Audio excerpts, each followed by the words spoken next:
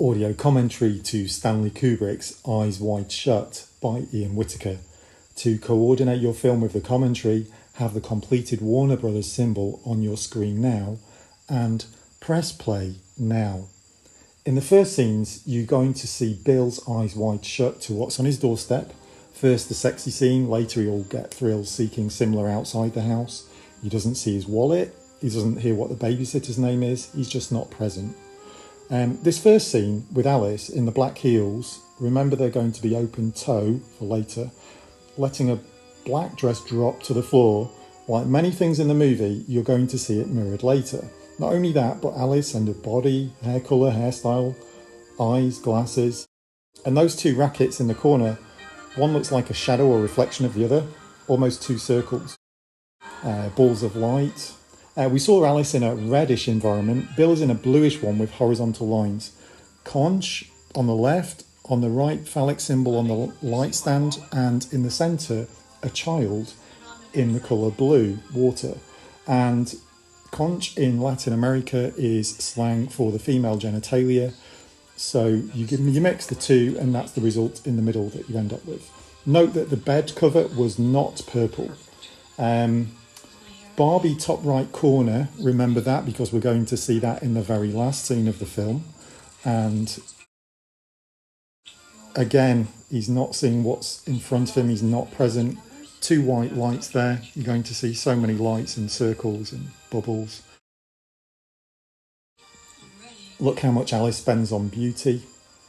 There's a Body Shop bottle prominently visible there. Notice the words body and shop. Very, very appropriate for the movie. Her glasses are two circles. She doesn't wear round lenses in real life, and she's got two rings, and one is round cut diamonds on it. He's not really present, his eyes wide shut to her and the babysitter's name. There's a dual thing going on that he's not seeing and engaging with his wife in front of him, and also a brunette service person. No interest to him except when they reflect his fears or desires. Maybe he's preoccupied with the event he's going to, which is a status event. And his daughter there has wings, angel wings. We're going to see more of those in just a few seconds. But we'll also see those wings at the final scene of the movie. This is the Polish consulate in New York.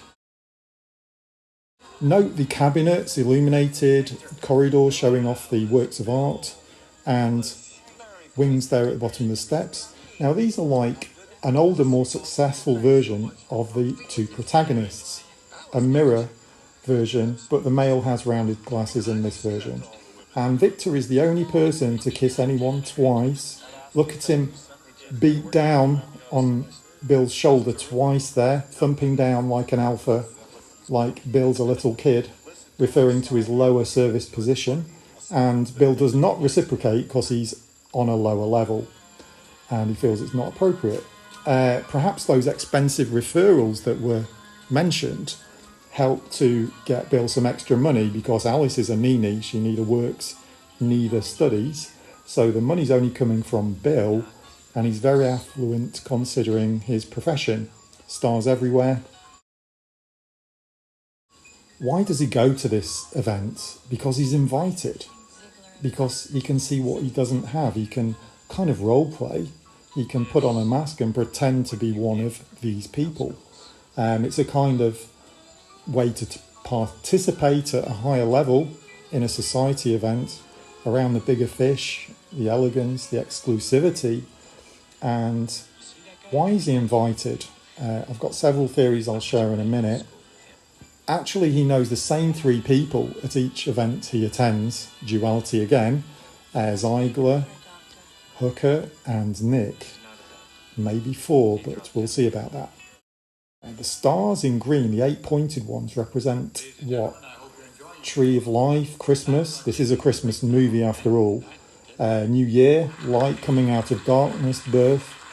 The 8 pointed star in specific is representative of Venus, passion, fertility, lust, sexuality. There's perhaps three ways to watch this movie.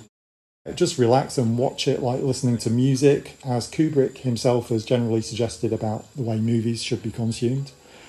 Number 2, watch it objectively, trying to pick up things which are intended to give the average person certain messages, standard definitions, universally accepted significance. And then 3rd, watching it subjectively, which is equally valid, but it just depends on your life experiences, past experiences, what things mean to you. And so there's 3 ways to really enjoy this movie. And this commentary is all about looking for meaning in the movie. This place seems like Cocoon, really. A lot of middle and elderly aged people. Perfect couples, it seems. There was a woman clapping at the end. She had a pearl, large balls on her wrist there. Now, Alice downs the bubbly very quickly. Is she really happy? Is she just someone who likes to dream a lot, who likes to get high, to drink, to smoke, to fantasize, escape reality? And is that because she's not happy with her reality? In a moment, we see an alternate version of her doing what she does to the extreme, escaping reality. Only in drugs or in relationships too? So Nightingale was a poorer, less successful version of Bill, mirroring Bill. For Bill, it massages his ego, gratifying to contrast to his success. What could have happened if he'd chosen a different path? Todd Field, by the way, is a jazz musician in real life as well as an actor. Fantastic actor here playing Sandor. Sky Dumont, a German-Argentinian in real life. Note the dark flower in his lapel, you almost miss it. And I see no one else is wearing one. And remember his height as well. Remember Nicole is the same height as Tom. The lights link their lips at one point during this conversation, so watch out for a string of lights between their lips. Like the devil, you see the smoke there puffing? And that appears just before he says his name. And when he kisses her hand, smoking hot kiss. Nobody else is seen smoking at the party. Laying down the tempting reasons, removal of potential obstacles seems what he's about. He even hints he can get her work, and maybe she doesn't really want work anyway, but he lays everything he possibly can out to tempt her. He seems very expert in this field.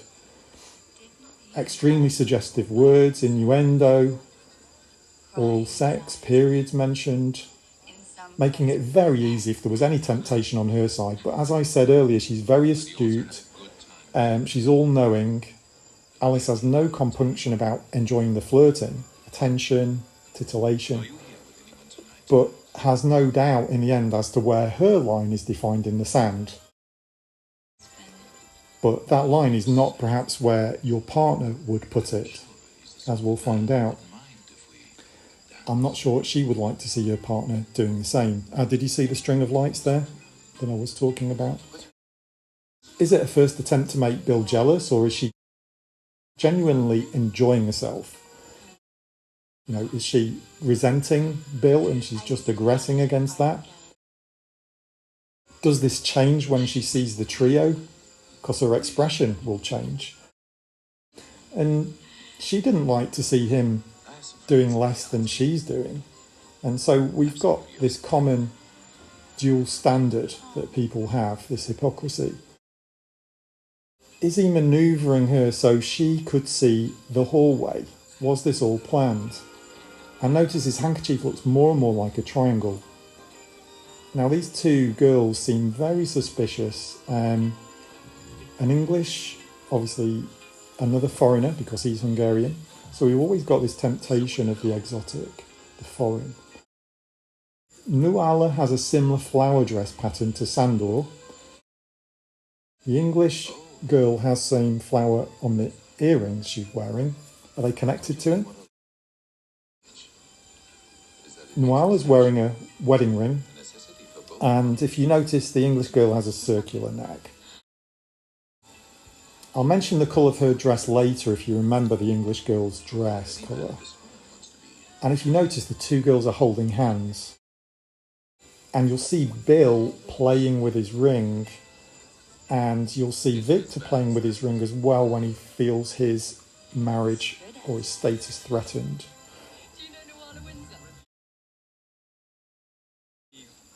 So we've got the husband and the wife simultaneously being seduced by foreigners. Lots of mirroring, lots of duality in the film. These two are highly suspicious, winding their bodies, twisting like a prostitute or a stripper, or just so turned on. Why do they take such a liking to him? Is it just attraction? They, like him, are service class. They're not from the elite circle. So is there a reason they've been allowed to attend? Is it Victor wants leverage over Bill to get him to do work for a prostitution ring that he runs, or some kind of thing like that? Or that he wants him to betray his wife so he can be easier to manipulate for that purpose? Was Bill paraded in front of his wife on purpose? Was this part of a ploy they've been tasked to do by Sandor or by Victor? Are they deliberately moving him far away from his wife and Sandor? They seem to be moving him deliberately, distancing him from his wife. They've already planned to take him to the end of the rainbow. Look, he's playing with his ring. And in a moment, we're going to see Bill keep his eyes wide shut when witnessing prostitution, drug use, dangerous drug use, and resolving inconvenient medical problems for the elite as a service person. We're going to see Bill is always interrupted. First, Nick is called away, and then in a moment he's going to be called away again. So this teasing pattern happens over and over the next 48 hours, or supposed 48 hours. And you'll notice when he's dragged away, look how they glance at each other like failed conspirators.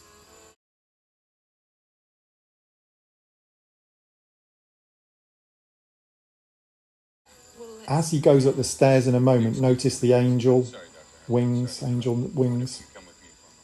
and notice two balding gentlemen below who will appear in the last scene of the movie. I'm not sure why, but they're just there to perhaps just, again, there's that look, just to present that dreamy or surreal mirror. Now, we see before Bill enters, so it's not a fake scenario. We see that it's authentic. Now, several triangles on the floor, tiles, white triangles, vertical and horizontal bars. Note on a table there's a red phone and a lamp. And as soon as Victor says heroin and coke, the phone disappears and now drug paraphernalia appears. The painting seems to echo her, but the woman in the painting is pregnant, theme of pregnancy, children, seeds growing into plants, tree of life. We had a couple of drinks, nothing really, some champagne. Abortion seems to be suggested repeatedly in this film. Unwanted outcome of casual sex. And Kubrick seems to, in this film, be determined to give casual sex only negative consequences. Playing with danger, prostitution, drugs, infidelity, scandal, possible pregnancy. So Bill's called to clean up, just like the housekeeper would clean up a mess on the floor. And look, his head is level with hers, whereas Victor stands over, and his genitalia is literally going to be over their heads, and his embrace is like the stereotypical boss. Literally needs help keeping his pants up, apparently. He's concerned for himself. He has no empathy if you listen to him throughout this scene. Look at me, Mandy. He just wants Bill to come in and clean up. Good. faces, gets in closer and closer. He's leaning into her. Many people would not enjoy seeing their partner in this position. He's gone way past the line of acceptable behaviour, or she has, for a married person. Others would say, well, if they don't know, it doesn't matter. If it invigorates my relationship. Other people would like to know what's going on. So this line used to be designated by tradition, culture, religious leaders, but now it's very open to individual taste or opinion. You figure it out, and your partner has to figure out what you figured out, and good luck if they've got the same opinion as you or not, and then you're into how you manage that difference of opinion. Can you dance with someone very close like this? Can you kiss your finger and put it on someone else's lips? Is feeling neglected provoking her to act like this? Is she wanting to provoke jealousy to rekindle the relationship, or to mess with Bill? And again, note her hair, note her figure. You'll see it later reflected. And you can see her hair colour on Mandy here. Notice the triangle in the towel. Notice the towel holder has a towel now. And the colour she's draped in, we're going to see that colour used as a motif throughout the film. Framed art there has triangles and circles in. And the fishtail is echoed in a newspaper ad later, by chance or deliberate, who knows, but it's mirrored. Do some of these things being mirrored give a sense of dream or duality, or just the feeling of surrealness to the film? Or do they have more specific meanings, or both? Victor says, kiddo, he looks down on them. You know, they're kids to him, he's the parent. And look at her ring, it's a circle. And her hair colour, similar to his wife. So he's basically dealing with an alternate version of his wife here. He's handling it very professional and with empathy. But he doesn't get involved. He could easily go the extra mile here, but he stays out of it. He keeps his mouth shut, his eyes shut, and his head down, because he wants to get ahead. 2 taps. Well, Victor,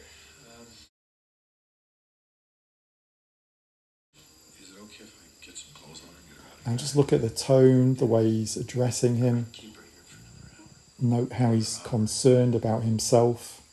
He's short on time. Might have someone take her home.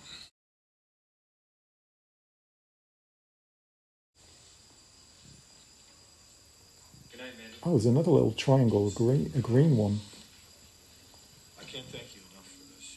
You below the mirror. saved my ass. Every single time you watch this movie, you will see something. I probably Now, some things you're probably thinking, I've gone a bit crazy, but as the film progresses, you'll keep seeing them. And I think there's too many to be coincidence.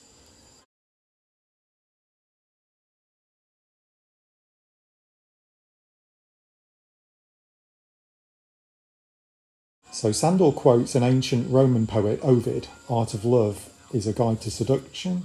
And the drink trick is in the book, I believe. Note his hair mirrors Bill's, just older and greyer. She could easily take it further, but she's very in control. She's had fun, and that's it.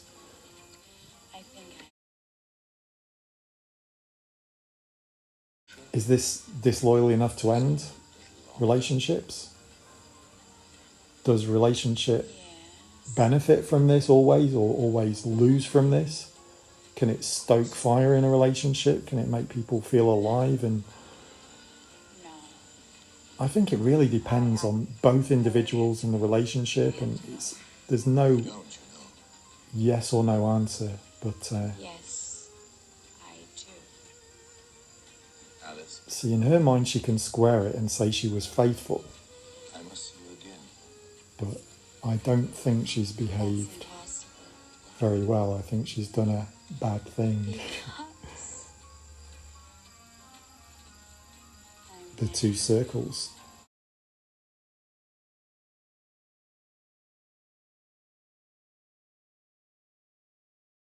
Note Alice's mirror, and I'm not sure if it's supposed to suggest Alice through the looking glass. When she gets home, she puts her glasses on. Through the looking glass, Alice goes into a distorted world which involves chess pieces. We'll see a few allusions to those later, but not so many. Notice the circles around the mirror. They did bad things, but now it looks like she's imagining someone else. Is that okay? Now this song is called Baby Did a Bad, Bad Thing, about a bad woman. There's a book below called Longford, which echoes Hartford. Their adventures seem to have stimulated the desire for one another. Look at these horizontal lines like bars. Vertical lines. Blue everywhere. A black rough 7 in the painting. No faces in the painting. Note the cutout on the right on the wall in white, and service people without blonde red hair. Alice is in blue and white pottery.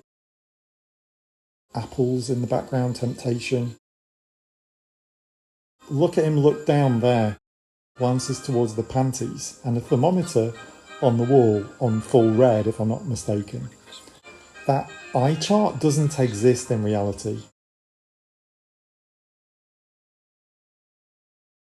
You missed it probably, but on the table was a book called The Grinch Stole Christmas, probably an alternative for Alice Stole Christmas as the Grinch. And there's also I Can't Believe It's Not Butter on the table. What is real, what's stimulated? And again, Body Shop is the most prominent thing in the bathroom.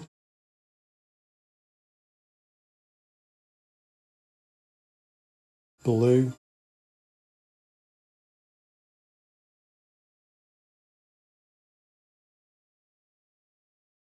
Gift wrapping, but what does Bill really want for Christmas? A new Barbie to wander around the toy shop, a new puppy. And there were rose-tinted glasses in the bedroom, and stuffed toys, and the number 7 again, Barbie dolls, clowns. Got blue, she's feeling blue, looking into the mirror. How's she feeling? What's she thinking about? She drinks, she smokes, she uses marijuana. Is this supposed to make us think of a certain type of person? Remind us of Mandy, prostitution? Is it like she's using it to treat some deficiency? Like a band-aid, perhaps like Mandy was? Again, notice the bed colours are not purple. And notice the blue, purple, indigo colour in the window with the horizontal bars. And if you notice, the Rizzler paper was blue. Its name was Blue, and it's blue on the tin as well. So on the surface, this couple are proper, seem very normal, but under the mask, there are things, just like Victor comes across proper on the surface, but there are things below the surface. Notice the chevron arrow shape on her lingerie, a bit like the Marlboro logo. Now, this is a conversation many couples don't have and don't want to have. Look at the use of colour in this scene. We're going to change to blue or purple. Triangles there behind his shoulders. Arrows. If she loves him, would he lie? If she lies, is she loyal? Is she helping or damaging? Now he says he's in love with her. She only says she's in love with him, I think, at the end of the movie in the last scene. But she says she didn't do it because she was married. She didn't say because she was in love, like Bill says. So he mirrors her earlier remark to the Hungarian, but adds love.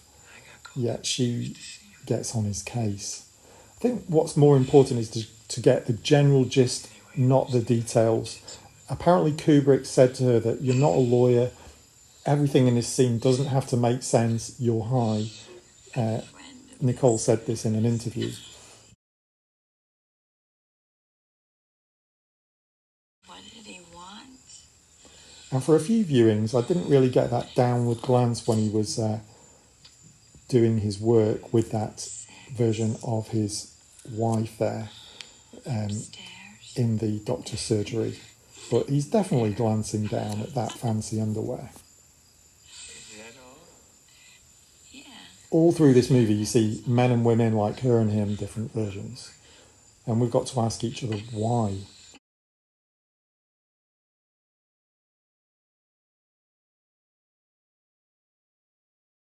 Note the lampshade doesn't have a tiger on. I think later it might have a tiger on.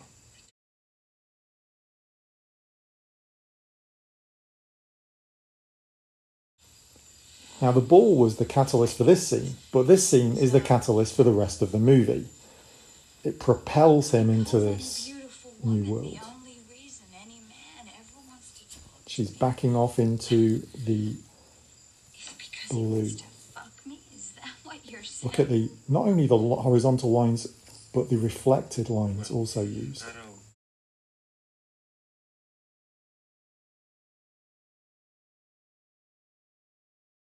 So yeah, the rest of the film would be impossible without the naval officer fantasy, and this propels Tom's character into this whole new world, real or not. Who knows? We'll try and figure it out as we go, or over your next viewings of the film. Now the Navy officer thing doesn't seem a lie because of so many details. It doesn't seem like it's just made up to hurt him. Obviously it's disclosed to hurt him, but also maybe to reveal a truth which he needs to know. Note it's Navy officer. It's not Navy guy. It's Navy officer. Status is very important.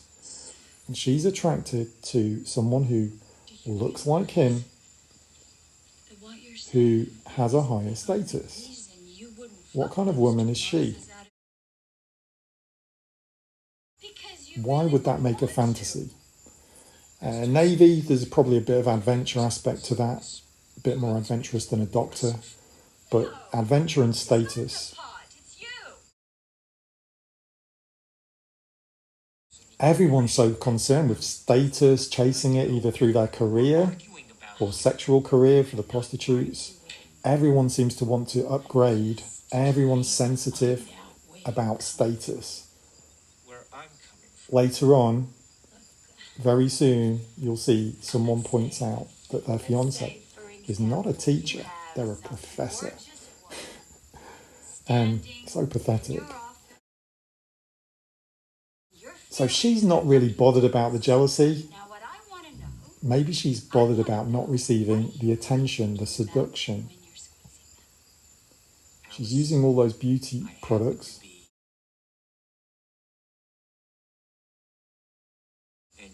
She dressed the sexiest for Victor's ball, where it was a higher status event. At home it tends to be blue jumpers and glasses on. So perhaps she's guilty too.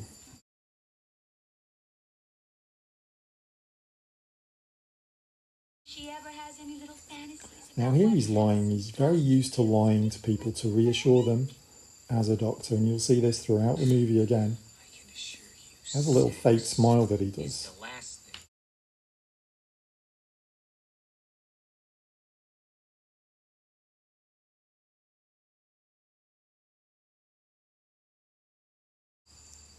Now there's always going to be someone with higher status. There's always going to be a new Barbie, going to be new toys in the toy shop.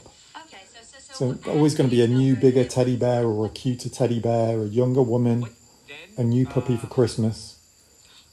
It's like the end of the rainbow if you think about it. A relationship is really what you make of it. If you settle on that person, you can make the relationship quality, you can make it honest, you can bring to it what you want. You can try and put the adventure into the relationship. Or you can go chasing the end of rainbows. Men have to stick it in every place they can, but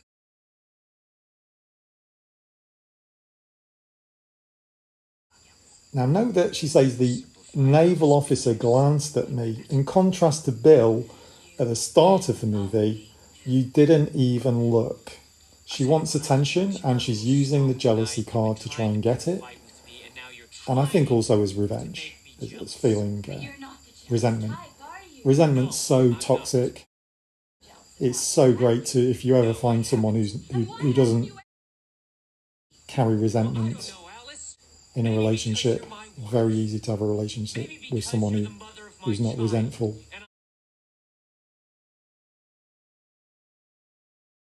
And she says she was relieved that she didn't lose what she has, but would have risked it all. So couldn't that have been more than passion and higher status? And she didn't know the naval officer, but that didn't matter. She was willing to risk everything for a chance.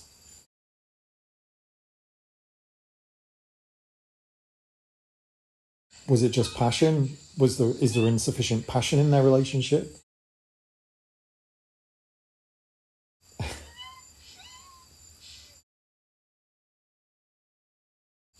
Notice the hi-fi, the size and scale of the hi-fis in the house they have, used as a status marker in this film, one of many.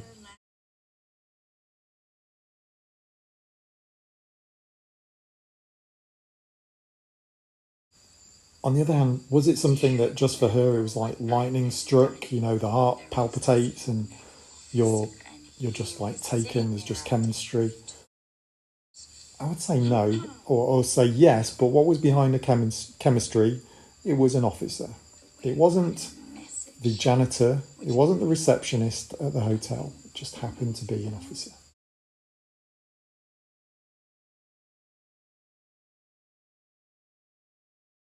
And when you see the flashbacks in his imagination, don't forget they're in Bill's imagination, they're not real flashbacks, they're in blue. And we're going to see what Bill pictures as the form of the naval officer and what they did. And Bill will see a version of himself.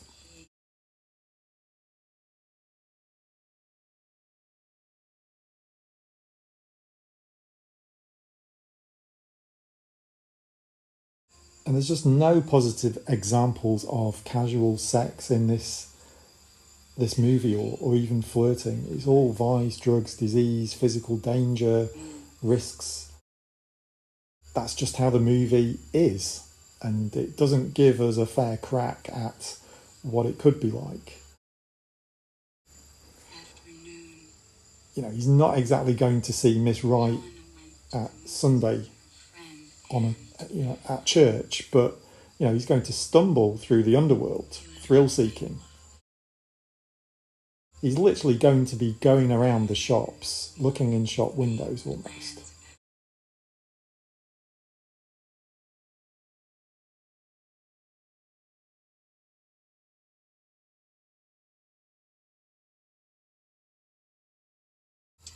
This film just grows and grows. I must say the first time I watched it, it wasn't that impressive. It was all right. And then I've just been watching it a few more times. So this is what I've gleaned from watching it probably about 4 or 5 times, plus watching it once or twice, pausing, having a good look, and researching a few things. But I don't want this commentary to be like reading an IMDb page or a Wikipedia page. As you can tell, I'm not getting into biographies too much and actor, cast and crew. It'll be peppered with some interesting information, but really this is about understanding the movie.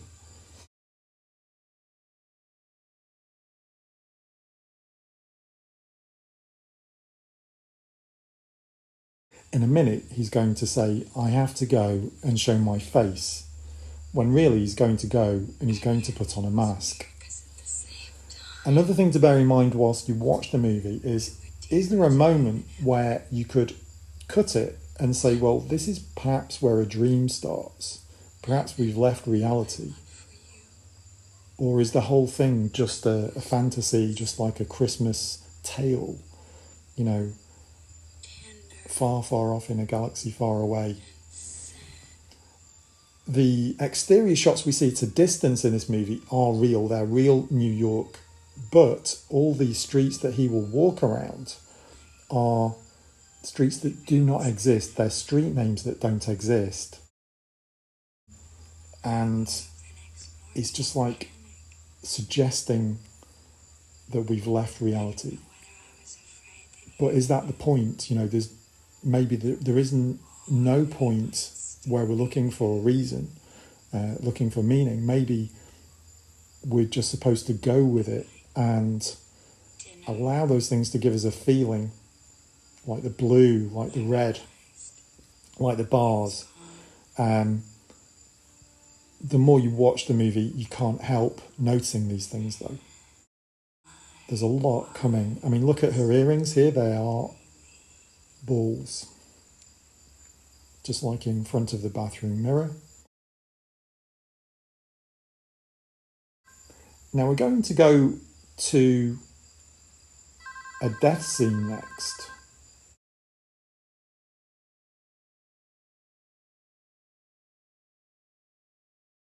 And, well, let's get there in a moment. But Yes. notice above him there's 3 plant pots, young plants growing. When did it happen? Lots of paintings of plants, seeds, No. fertility, new life, that you have to put in effort to grow things. Not just a puppy for Christmas. Who knows? Some of them are by Kubrick's wife and daughter, I believe.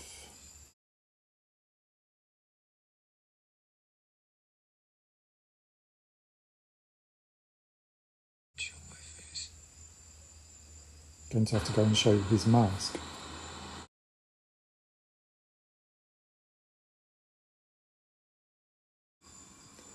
So notice in a second the choreography of the legs forming a triangle. The arm is going to form a triangle, and the bed cover with the triangle chevrons, arrows. Blue filter. Bill sees a higher status, more exciting version of himself, and we also saw round tops on the bedposts. Echoes of Alice's mirror there, the hall window bars, to me at least anyway, with the balls going around the edge. Now he's let in by a service person. Leigh has always been shown, not blonde, not ginger, of no interest to him.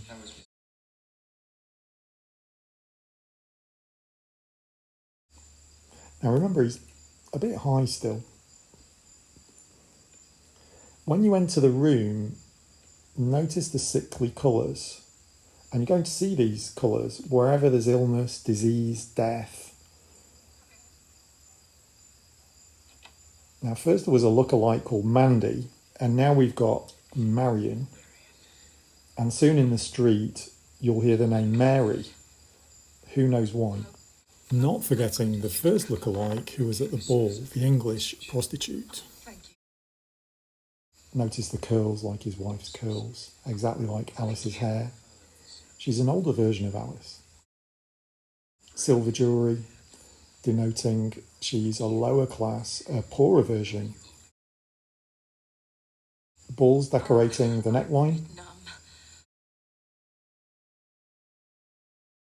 He says your father was a very brave man, and she says, like you.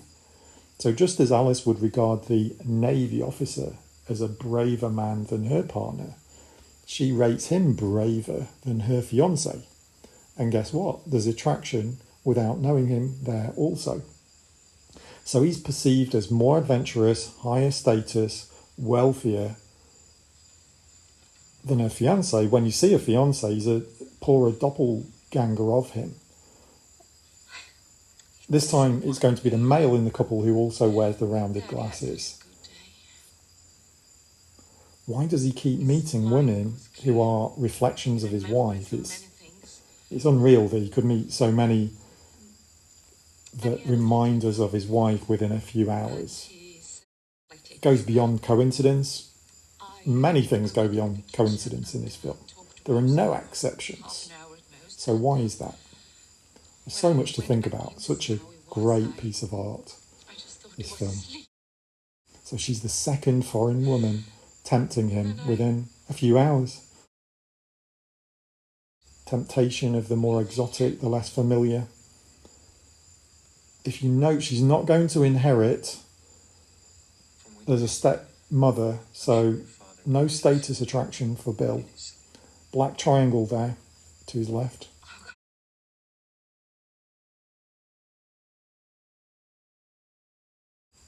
After what his wife has just said, he's going to have the opportunity to do the casual sex thing.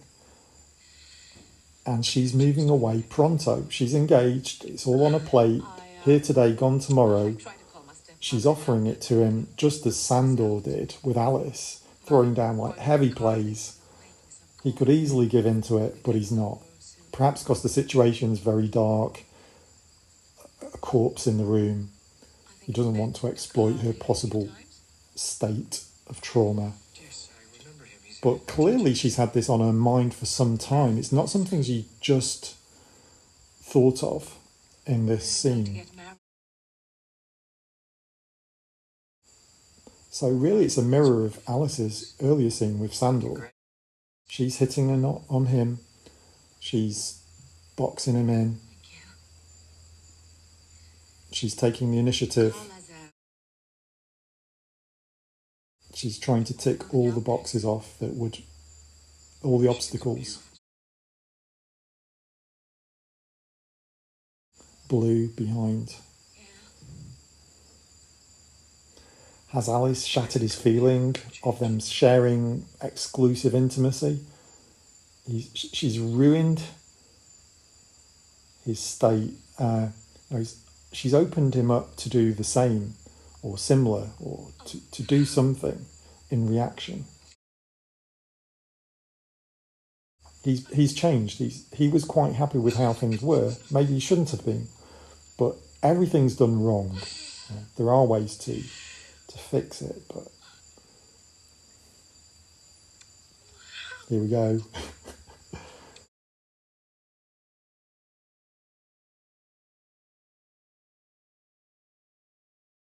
Now, she doesn't seem very happy with this maths professor she's engaged to.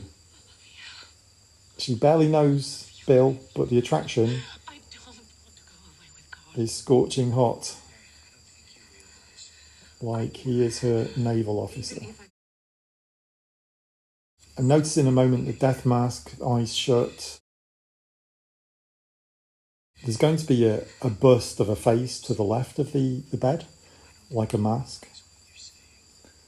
And when you get a chance to see the bed linen, the wallpaper, it's the same as Mandy's towel. Note the bedhead colour, same as the mortuary, which we'll see later.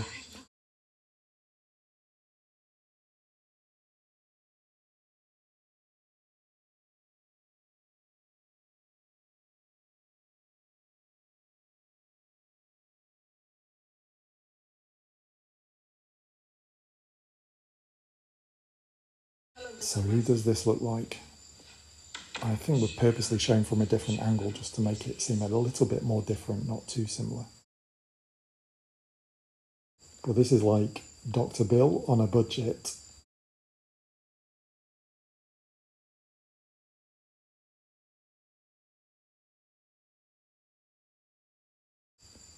Now, if you keep your eyes open, there are things that look like mistakes in this movie that aren't there or move around different places. You might want to look in the hall next time you watch. I'm okay. Now, what if Bill went directly home after seeing Marion? Thank you very much for... What if you watch this movie treating as a dream? There you can see the mask on the left there. colour of the bed head. So yeah, what if you treated this film as a dream from after this scene until the penultimate scene, Alice with sore eyes, smoking. It just doesn't feel right.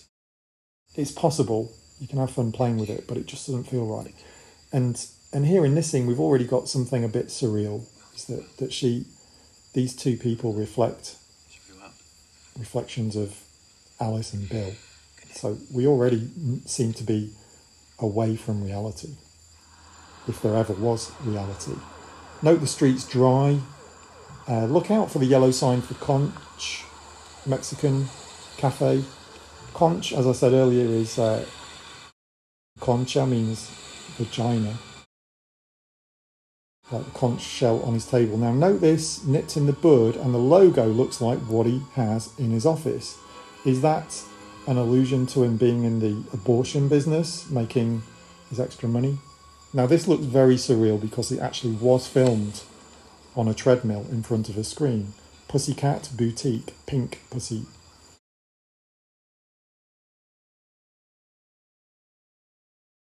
Now you can see a Vitruvian Man style silhouette in the upper window there. Dry cleaner in the street.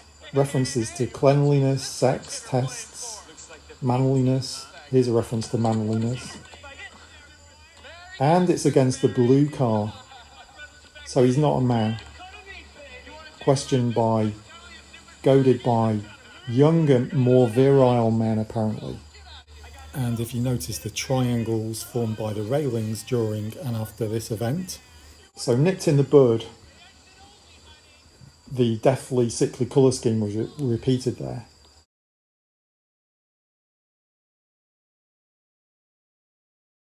So now the street's wet. So we saw a Marlborough sign there. Now this is a hardware store, XX videos. We're seeing loads of references to manliness, black triangles, we saw them. We saw a rainbow lens flare when he was knocked back. Master keys. Rainbow lens flare again with Domino, if you look at the lower half of the screen near his crotch. She says a double entendre, come inside with me, and it's in front of the number is 269, 2 to 69. And note the lottery next to her red door. If you note her fur she's wearing has huge warning arrows, chevrons on.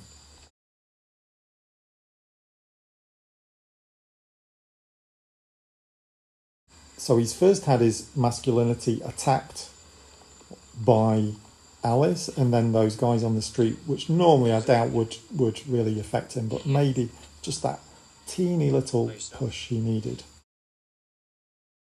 And notice the black belt as well on Domino.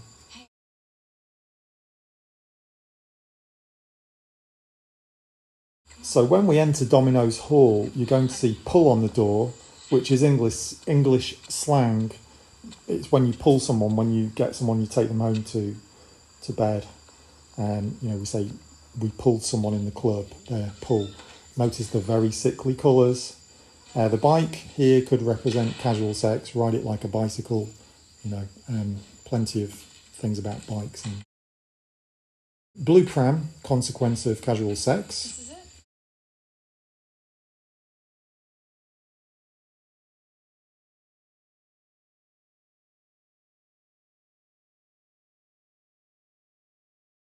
Now, Sorry. Stay on. Comet is the product in green on the shelf there. Christmas presents in red, most often.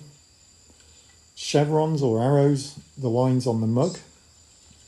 Not a good sign.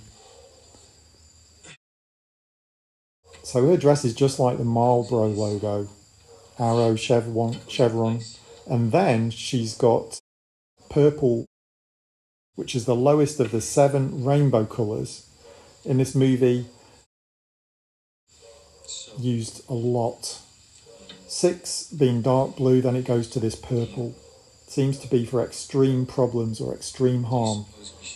So, like Talk about Nicole's negligee, Yeah, look at the shape there, pointing upwards, arrow it depends on what you want to do. above her chest.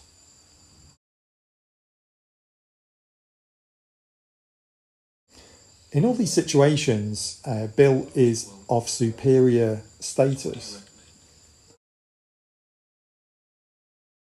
Decide what will happen. Recommend? Decide to leave what will happen as a mystery, more alluring. So again, it's mystery, the exotic, the unknown, unfamiliar. Whereas he's over familiar at home. He's not kept the excitement, the adventure. And he's messing around with someone less attractive than his wife, who looks similar to his wife, which is a lot more dangerous. But this is the attraction, it's the danger, it's the unknown. Dabbling in different circles, Don't worry. the forbidden fruit, the taboo, morbid curiosity, probably fueled by... Oh, and look at the cookies. Now, these are Snackwell's devil's food. And the blue light, blue robe, blue ashtray, she's smoking. Venice on TV, which links into the Venetian masks. Horizontal lines, more of them when his wife calls. And you'll see more on the radiator, vertical lines. Like a prison, just like at home. Repressive, not erotic.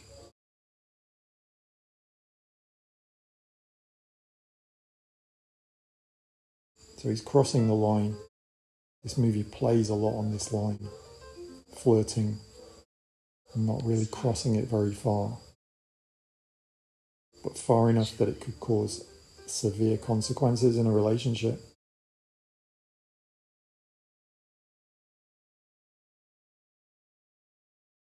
How does Alice seem to be all-knowing? Her call, location of his wallet, her dream later. Now look at the masks on the wall. Look at the Ghetto Blaster and the mini hi-fi book on sociology. And if you look in the mirror, there's his Hi. cookies, I think, change around here. Introducing sociology, but the book says shadows in the mirror, and then you can see him kind of in the mirror at one point, just his shoulder, then as if a mask is on him. Note that puppy card associated with fidelity, dependability, loyalty, thoughts of his wife, his child wanting a puppy for Christmas. She asked for one. So he's got in front of him a reminder Go to bed now. of all those things. But he's playing with puppies for Christmas, instant gratification, which has serious long-term consequences. You know, you've got to grow the family, the tree What's that? from the seed. There's no shortcut. And here, tiger in bed. I'm going to see tigers throughout the movie. So he was saved by the bell. There's always an interruption, uncanny.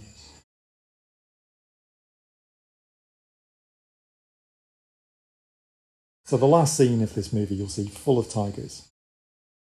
Domino loves New York and Bill or Alice loves art. That's on their fridge. Now the bed cover has the tree of life on it. Or is it the tree from the Garden of Eden, which the apples are eaten from? The apple, seen a lot in this movie, also represented by baubles on Christmas trees. Temptation of the unknown, the exotic, the forbidden. The apple, like the domino, you know, once you flick over the first domino, you send into action whole chain of events that you can't go back on. And can't go back is a motif in this movie as well. Dr. Bill Hartford So a bit like dollar bill half fold. Dollar bill half fold. James Tobias, that Lomas, that I don't know if you can make out anything in that name. But, Sonata Cafe, look at the comet underneath. And the circle to the left there, the red circle. Marlborough sign to the right. Now note what these labels denote, because when Nick finishes and is applauded after the performance, look at that creepy, very strange, creepy pose. A bit like Dracula or Nosferatu or something. So those people will not be playing the same instruments, according to Nick. Notice the sign here, it's going to say no going back, no re-entry, something like that. All exits are final, I think that is it. And there might be a Kubrick cameo here on the left, I'm not sure. On the right, you're going to see a couple who seem like a copy of Bill and Alice. Circular tables, white lamps. Coming down the stairs is also art, black and white, of a tree with 3 balls or apples.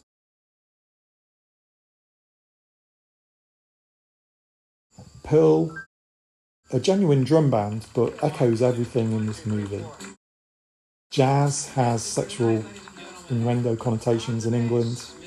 Don't forget, Kubrick lived in England, so he knew all the innuendo we have in England. Stars, planets, sun, moon, bubbles, all can represent the apple in the Garden of Eden, temptation with dire consequences. A mysterious person here that Nick passes, but there's just no way to really identify these people with their back to you. It lets you imagine something. I'm sure even the director intended multiple subjective or objective interpretations of things. The table light, circles, but it's on a stand which has 2 circles, an outer and an inner circle. We'll see that a lot. Here Bill's not in his circle, he's mixing again with someone lower class, the intrigue, the unknown. It's not sexual, but he's exploring, titillating himself with knowing what this alternate version of himself has done. Maybe makes what his life is seem more glorious to him. Could it be that Nick is paid to lure someone for entertainment, to scare, to the ball? I don't think so, but it's something that has crossed my mind. I just don't think it adds up. I'm not into speculation. I'm into reasoning and taking into account what's in the movie. Everything we need to know almost is in the movie.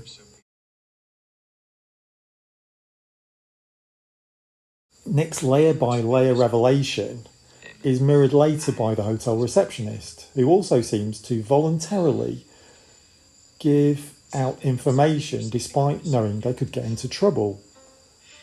So at the very least we have a duplication.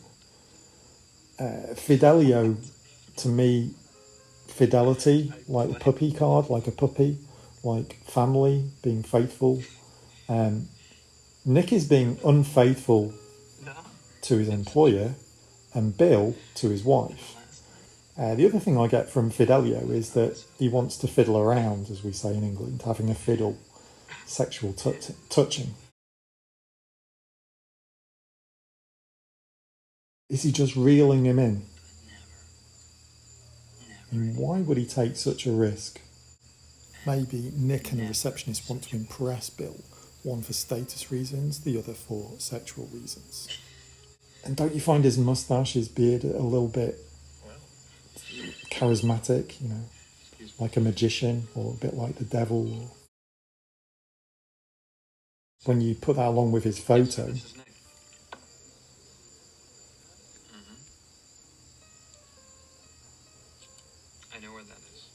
has Nick been travelling with these events around the country.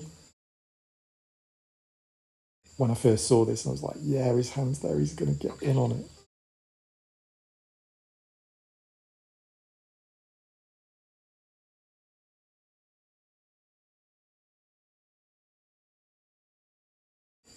It's just so alluring. Whereas he has Barbie at home.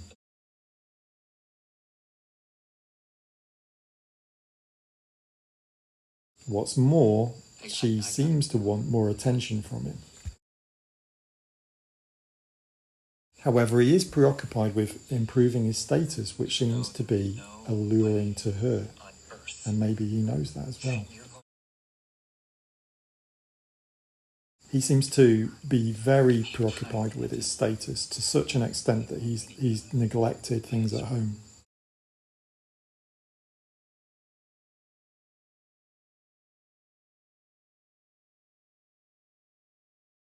Layer by layer, just doling out the information.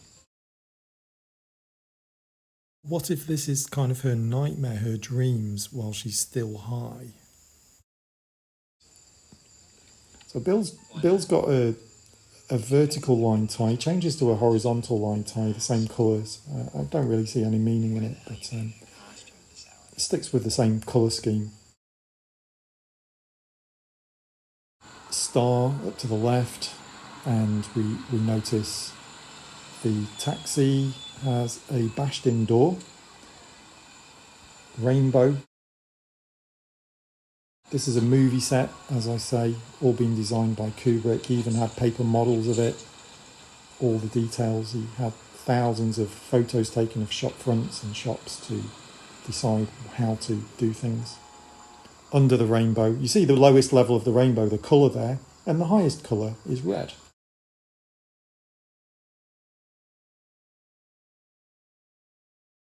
So 7M96 is the same taxi that took him to the death scene at the apartment. Now you're going to see something pretty crazy in a second.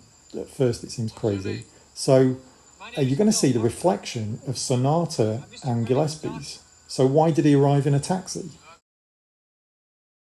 Did he go somewhere first is the only explanation. To an ATM, because this guy only deals in cash. Look at the reflection there. Or is it another deliberate, impossible thing to give that feeling of surrealness? Or just a joke to see if we're paying attention? Now you can see behind it. We saw under the rainbow, we saw end of the rainbow mentioned earlier on. Harford, his surname, also heart, red, warmth, passion, and Ford, blue, water, coolness. Big colours in this movie, which we see at the both extremes of the rainbow. Heart of Ford, prostitution, gold diggers. Come on, you've got to have some fun. And look, doesn't seem to be really any cards, bank cards there. He always seems to have cash. Mr. Dollar Bill has a lot of paper money to throw around. A Range Rover, large Manhattan apartment, nice ring for his wife, always cash. Does he receive cash for something? So he's always trying to enter somewhere with money, with his face secured entry at the death apartment. Hiding his face with a mask later enables entry. Money, the tuxedo mask, password, and his ID. So he's always trying to get into places. Milic is a Croatian actor. He was like the Tom Cruise of Croatia, former Yugoslavia, and he started a new life in London in theatre. He worked with Tom in MI2.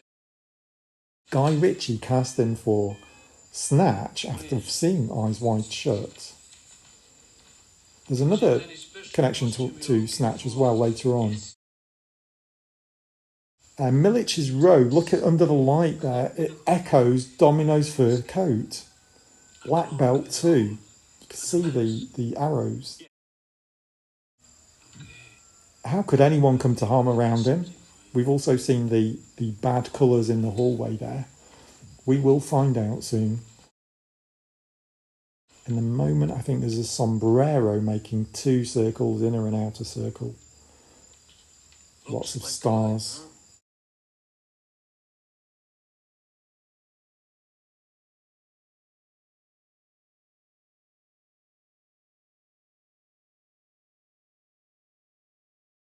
He's such a good actor. I'm sure the good doctor wouldn't like something more colorful.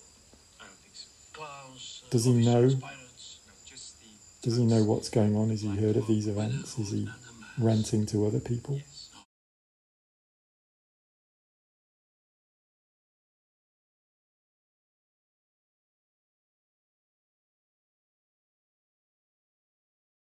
My hair, you know, Your hair. is starting to fall down too fast. I lost in 2 weeks a lot of hair. Mostly here. Look at this. Look, another circle. Oh, yes. You see? Yes. And? Yet another circle in the movie. This really is.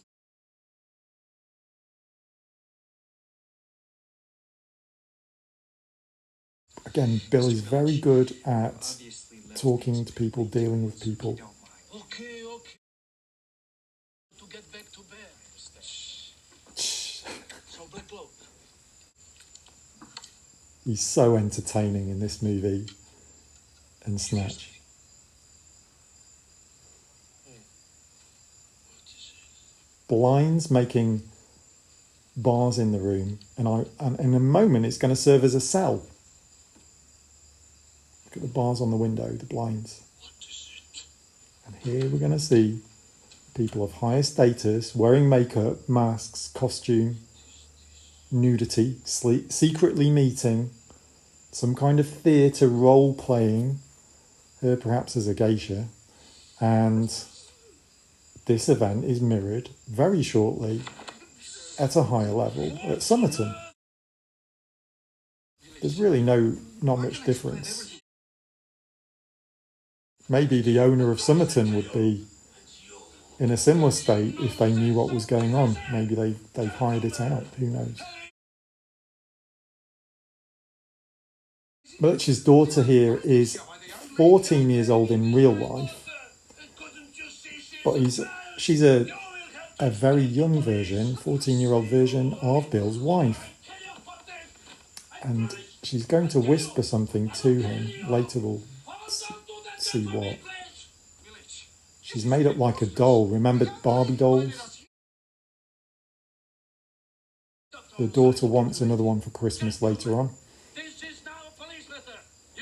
So we've got a child being exploited, like the elite are exploiting prostitutes, or are the prostitutes exploiting the elite?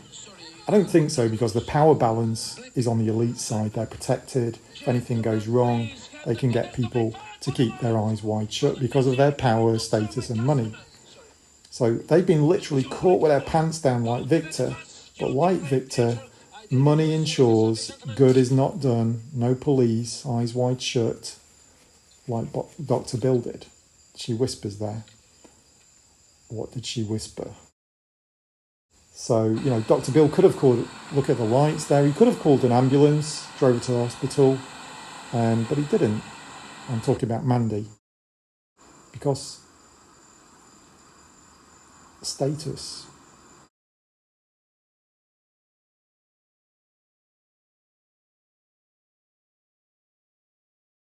Head down a lot in the movie, shows he feels he doesn't have a high status. Every flashback, blue, chilling, music, unerotic, cold, turn off. That music, I think, was especially composed for those scenes with Kubrick. Literally going across the bridge out of his circle, Manhattan. The number plate saying taxi, is that a coincidence? And we're going to see Christmas trees, lots of them. And if you watch on the right-hand side, you're going to see markings that give away these are British roads. Just there, we just passed it. Triangles, giveaway sign. There were 3 triangles there. 4 warning markers. Of all parts of the journey to show, Kubrick shows that part with obviously the wrong side of the road and the triangles.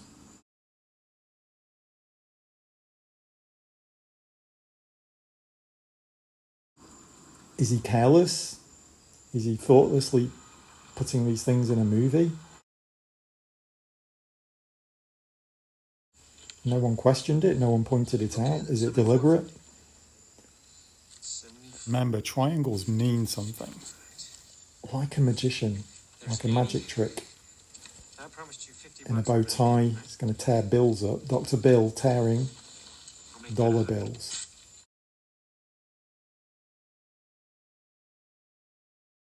When did he change into the tux? Probably in the shop.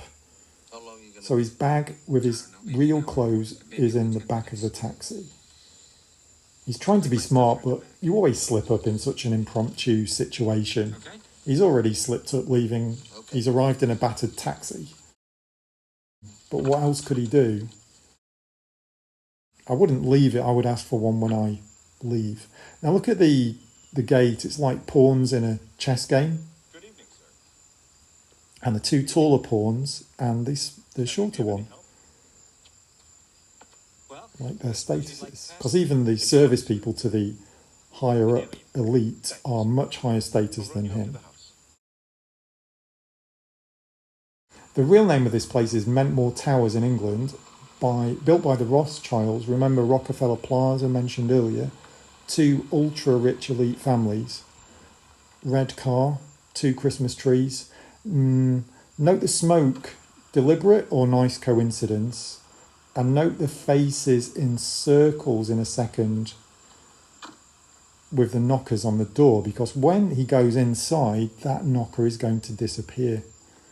Look at the face on this guy, priceless. He's available for children's parties. So the knocker's gone. To me, that was just like a spoiler when I watched this movie the first time. Is it deliberate? Kubrick's assistant, Leon Vitali, said that once the helicopter shadow on the intro to The Shining didn't bother Kubrick, he'd be like, so what? And he actually liked playwright Bertolt Brecht, and I'm pronouncing that wrong, his concept of alienation in plays, where from time to time the audience is reminded they're in a theatre. Notice the golden masks for the service class people. Robed women carrying torches illuminating the reception. A bit like Statue of Liberty in the hotel reception. Did you note the movable blind and the colours of it, the sickly colours, used to cover up perhaps overdose prostitutes or other unpleasant accidents? So we've got red carpet here, gold, symbolic of money, on the masks of the service people, and this guy, and the incense or whatever he's waving around. Is it me or all the table lamps in this film the same as well? So this looks like kind of a religious or spiritual event, but nothing confirms that. It's suggested, but not very well suggested. The interesting thing about this scene, this whole place, is it theatre or is it real? Is it just theatre with entry-paying spectators from the elite? People take this a lot more seriously because it's bigger budget, elaborate and better planned, grander than Milich's daughter's secret nighttime event. But there's a lot of confirmation bias and about things people have seen online about what this is going on here.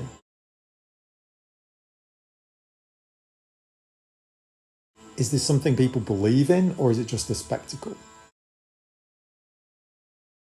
Note the knock to give orders, 1, then 2, it's mirrored later. Smoke's used again from waving the money around, the smell of money, or the drugs. So money and drugs as the carrot, and then you have the stick. So you have reward, you have punishment. Mandy was doing drugs in Victor's home, of course. So yeah, carrot and stick, plata or plomo, that's silver or lead. Power, compliance by force and incentive. These things will be shown soon, the threat of death. So remember, it was weed smoke that started all this. Smoke from a Hungarian Dracula or devil, perhaps, as well.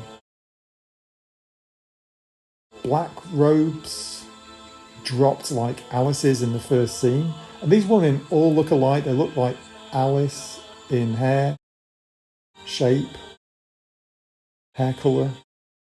Neckbands hints at slavery. G-string and shoe toes are in triangles. Now look at this guy. Doesn't blink. Black triangle hat. Huge black triangle. Sinister, tense. I was like, oh shit, when I saw this the first time. And that just relieves the tension a little bit, but not too much. Just love the way it's done. Are those the eyes of our Hungarian creep?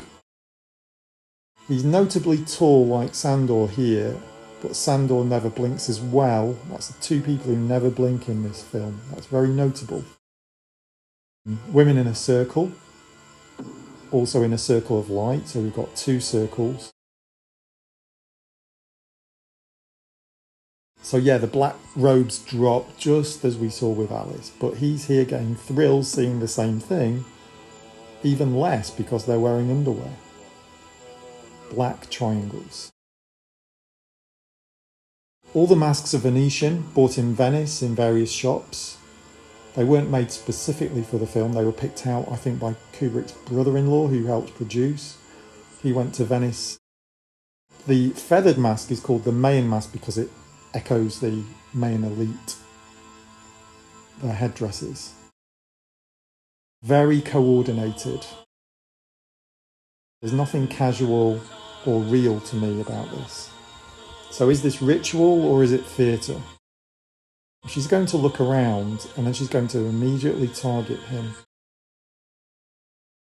Have the super rich paid large sums of money just for a night of intrigue, eroticism, bit of an experience? The prostitutes just paid there to perform. So how does she select and identify him and know he doesn't belong? What identifies him? Did he arrive too late? But she didn't see him arrive too late. He did seem like the last person to arrive, but if you watch carefully, she could not have known that. So the only reasoning I can think of is that his mask is the only one with glittery sort of faux diamonds on, and that gives him away. Maybe there's a rule against such masks. There are none with that glitter on. So remember, he knows 3 people here, maybe 4 if Sandor is here. Does everyone also know each other? They know each other's masks from previous events. But I think there's a rule that his attire or mask breaks. Do they have a plan? Anytime there's a gatecrasher, so they can capitalise on it and create more of a show for everyone. Look at this guy's right hand. It's kind of strange, like he's got something hidden in it.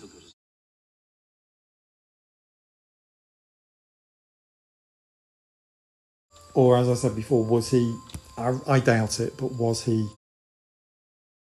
actually lured there? If they can lure anyone there for extra kicks, they get a bonus, Nick or anyone else. Was he the night's special event? As you look at this, if you really look, it's very unreal. People standing around watching a performance, not moving, is like look but don't touch, like a a posh strip club. To me, it seems very simulated.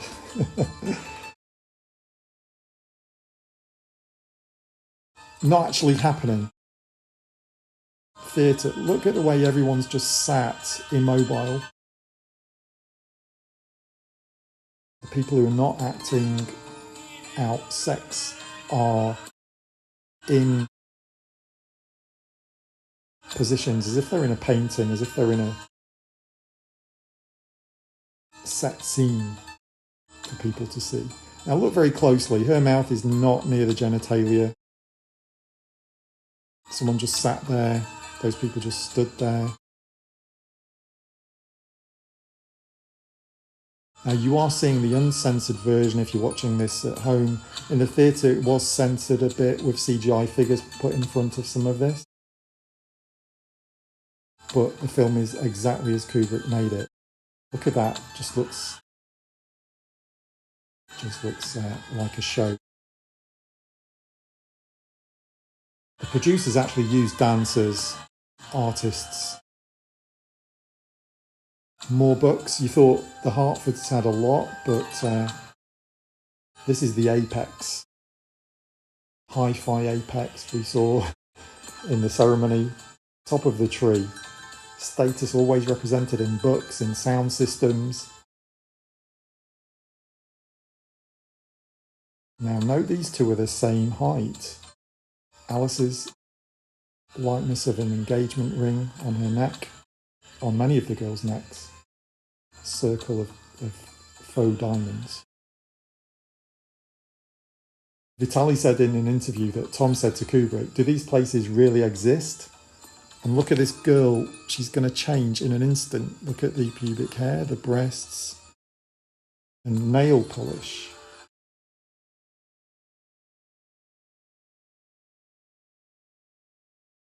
Light to dark, now it's going to be dark. Different woman. Have you been enjoying yourself?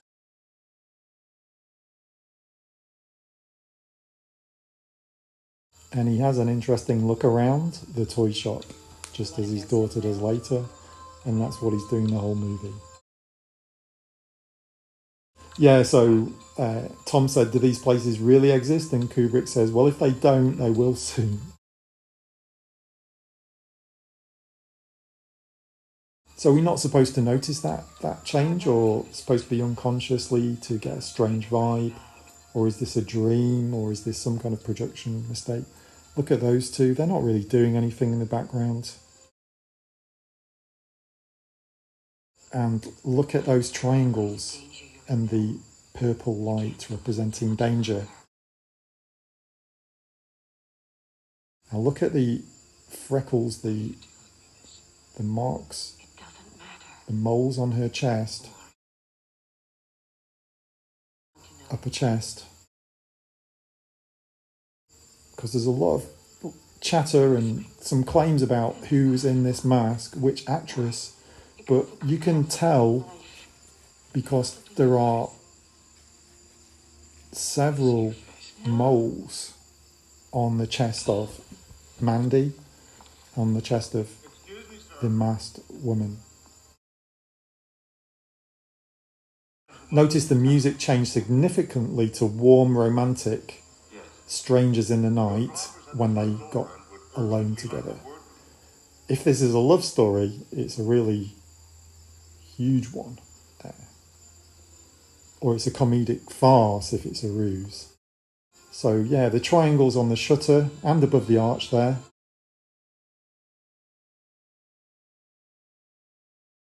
Excuse me, sir, again. The ballroom, the Great Oak Staircase in Highclere Castle in England. Those statues below it are there normally, but they are interesting.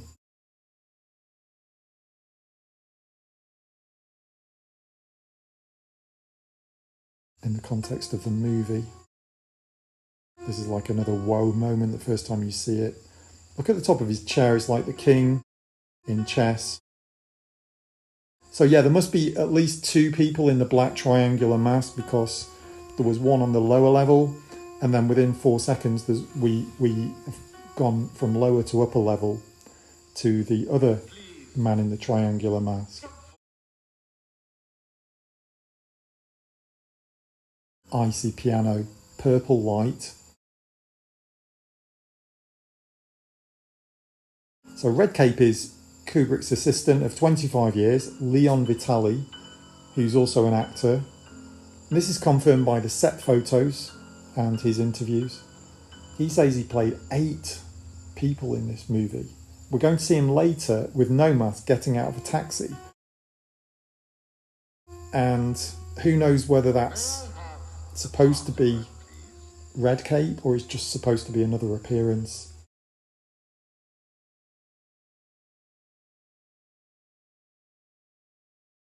And this is his English voice, he's an English gentleman. Some speculated that Victor is Redcape, the host of the Christmas ball is. But it can't be him or Sandor because this voice, this accent couldn't be put on by either of them. Both wear rings, obviously you can take rings off, but people here do seem to have rings. The gold mask to me denotes a person serving the elite, not necessarily one of the elite or the crowd, the spectators. He's like the ringmaster in the circus. So to me it's almost definitely a show. Someone peeping in the window would come away and say, I've got a crazy story about all this stuff the elite are doing. They'd have their eyes wide open, but they wouldn't really see. We've got the chance to rewatch the movie and scrutinise what's really going on. There's so much pre-suggestion in society. In the 70s, the Rothschilds' Christmas time surrealist ball in France at one of their similar mansions received a lot of attention after Eyes Wide Shut came out. And the guests received an invitation written backwards in front of blue sky on white clouds. You had to read it in a mirror. And this was inspired by surrealist paintings of Magritte. It wasn't anything secret, it wasn't anything Masonic, there weren't any rituals. It was fancy dress, intrigue, showmanship, with some peculiar decorations. The guests were like Salvador Dali, Audrey Hepburn. Not everyone was super rich, super elite, although some were. By the way, there were a lot of balls and apples in Margitte's work. See that zoom? Guy Ritchie uses it in Snatch as well. Coincidence or not? There were a lot of ball-shaped candles and bubbles. So yeah, we've got Mass, Rothschild Mansion, Christmas event, balls, spectacle, exclusive guests, but nothing else.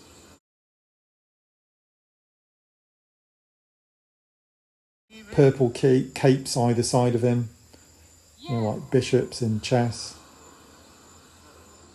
More beaks, spooky.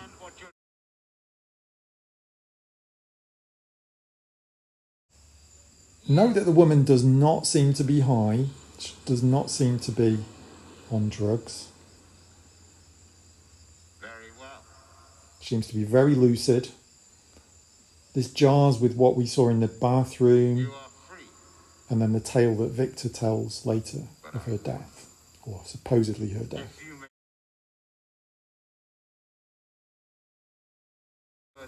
Now there's no turning back, which was echoed in the sonata Stairway. How could he know that he has a family? Well, when he entered, he was wearing his wedding ring. She's taken away with a guy in a spooky Big Bird costume in one of those pointy beaky masks with a purple background. Just look at that black triangle. Now he just appears on cue.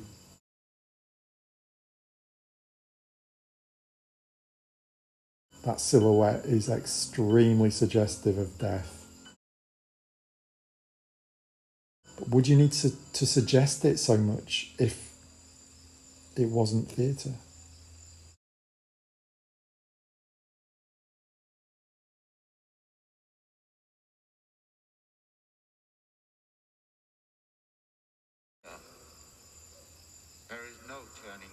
There is no turning back. Go.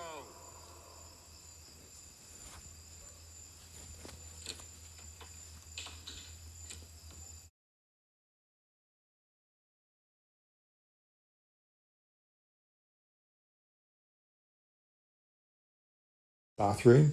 Didn't exactly go the extra mile. Look at this, the extra lock. Maybe she remembers him as a hero because she was high. Look at the tiger on the lampshade. Isn't that like Somerton there, the trees behind the fence? Many paintings of seeds, plants growing. Baby Christmas tree, number 7 there in pink. Numerous stuffed toys, water in the picture. Blue light, child, domesticity. We're going to see a tiger again. And a pussycat on the left there. Huge pussy. Archways into gardens. Very popular in this house. Another tiger there. Archways into gardens. Entrance, maybe going into the secret garden. Now, he's got changed again, perhaps in the taxi or something. Would you really do that? I guess he wants to be careful.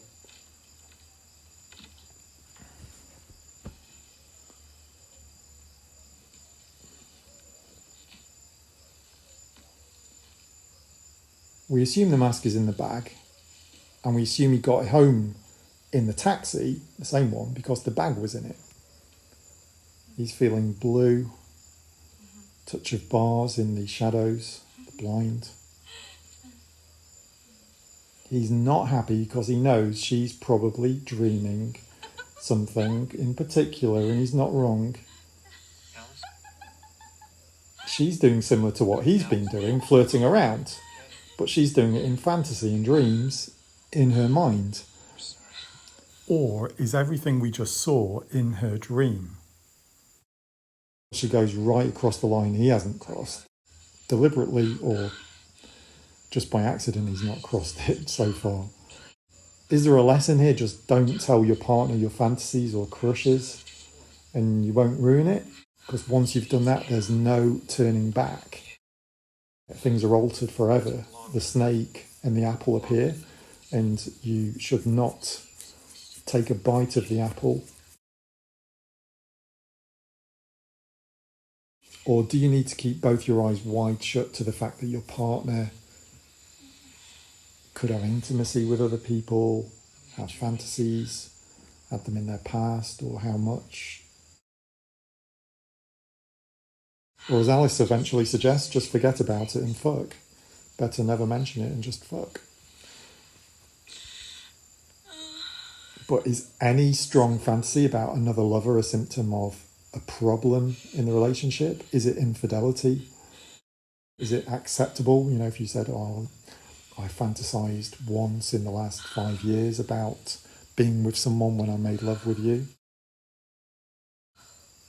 Some people might say as long as it's not a chronic problem in the relationship, it might be okay. Others not. It's very subjective.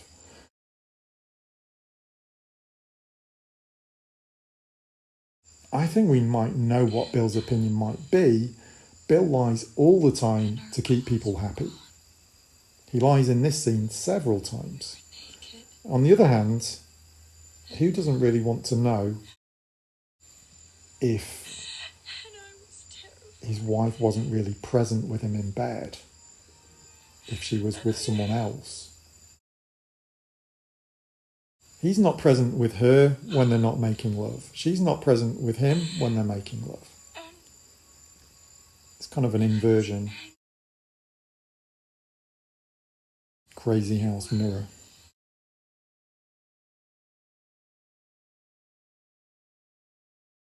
Purplish colour.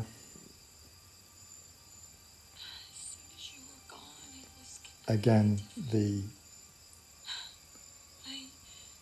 arrow, the chevron, clothing. There comes a point when you're seeing this movie where you just have to say, it doesn't seem to be reality. This far too many coincidences, there's far too much repetition.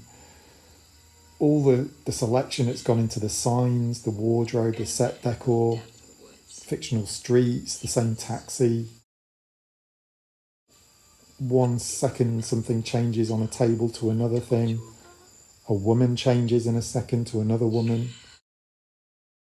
You know, is it intended to be an adult fairy tale, an adult Charles Dickens Christmas Carol, you know, visiting all the ghosts and then coming to a realization? Is it just like a moving surrealist painting, or in part one? Or are these Alice's dreams after she got high and went to sleep? Or was it intended at all to be believed as the real world, a real story?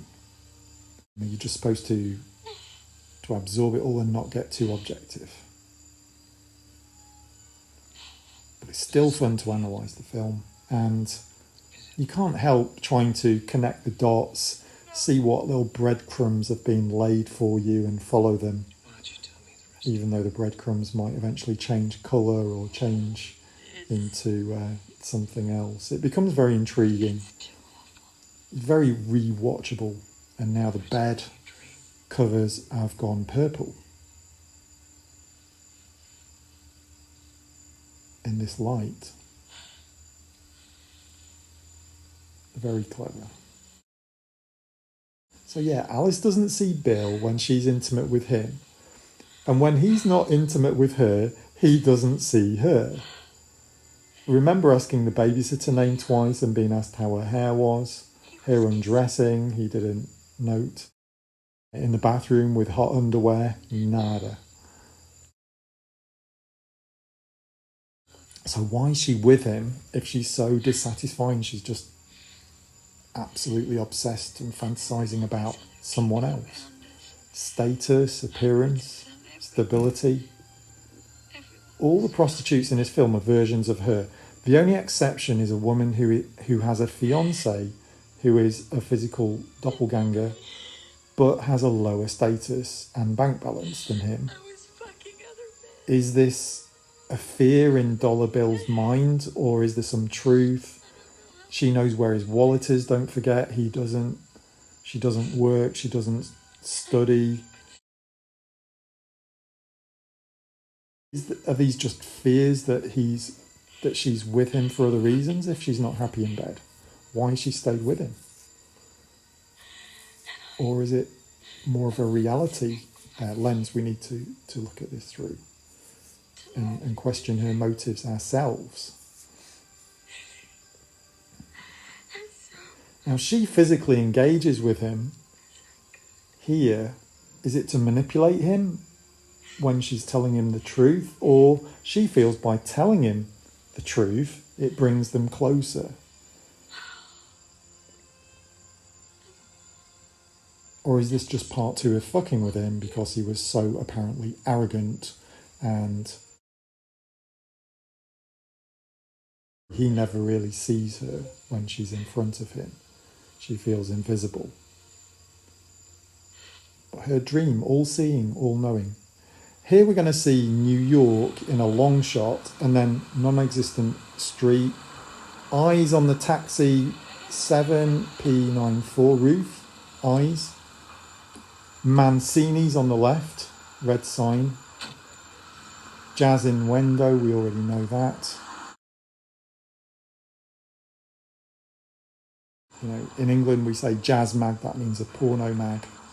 Those shutters reminiscent of the scene at Somerton. Why is it called Somerton? Is the contrary to Winter, which is where we are now, Christmas movie. The Marlborough sign, you can see Mancini's a bit better there. Man being the active word. Notice the O, the circle reflected on the Marlborough sign. And notice this mirror on the left looks like Alice's mirror, especially when you take the Christmas decoration at the top into account. Now Ian Gillespie's here. Guess what? Another brunette serving him.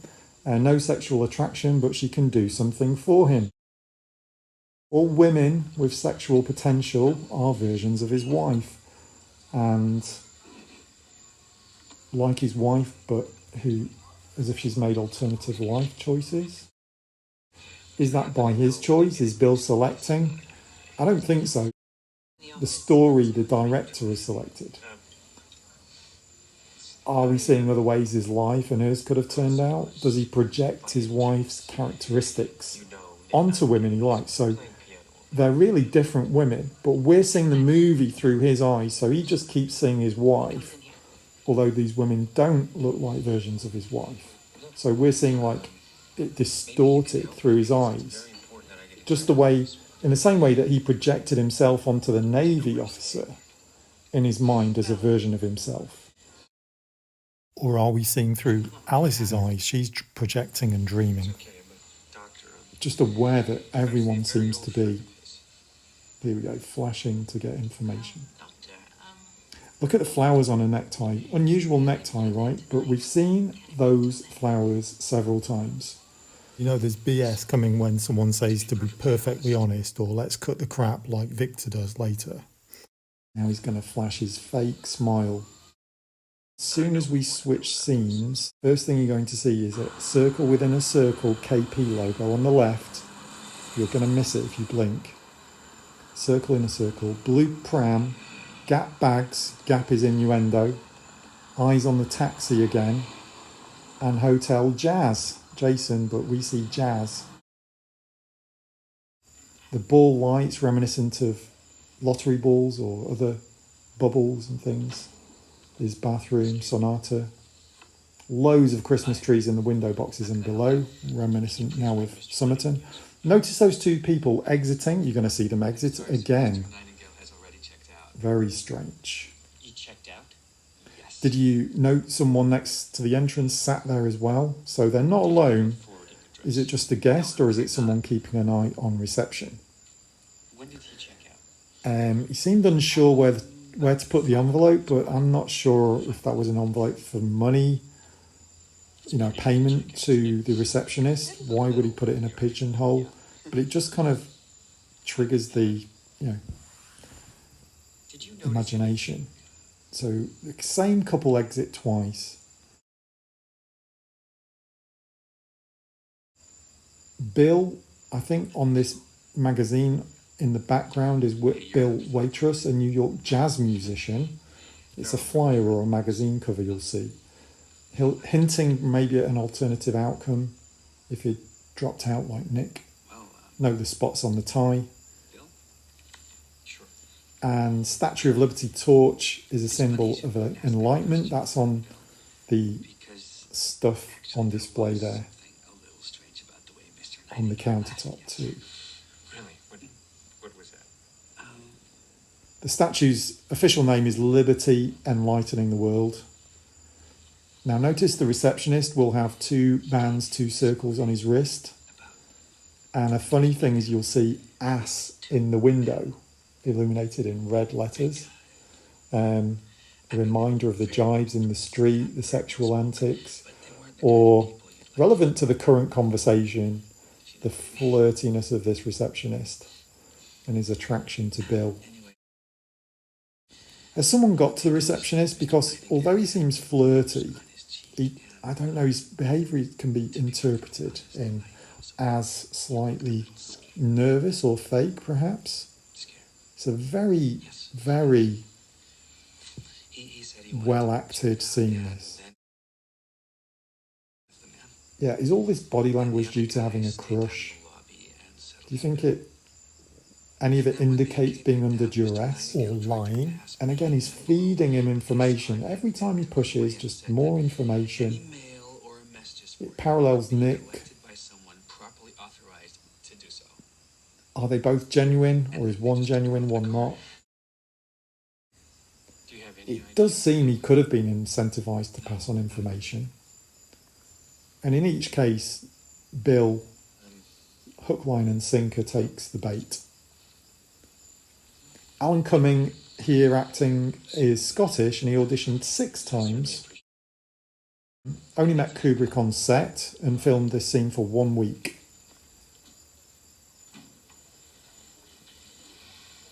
touching your face. What does that mean?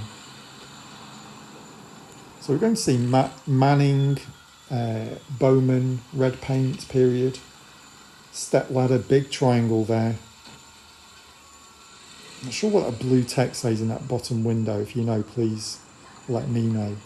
Let's not forget that Nick could be very well still at that hotel or have left town with no bruises and just have left that message with reception.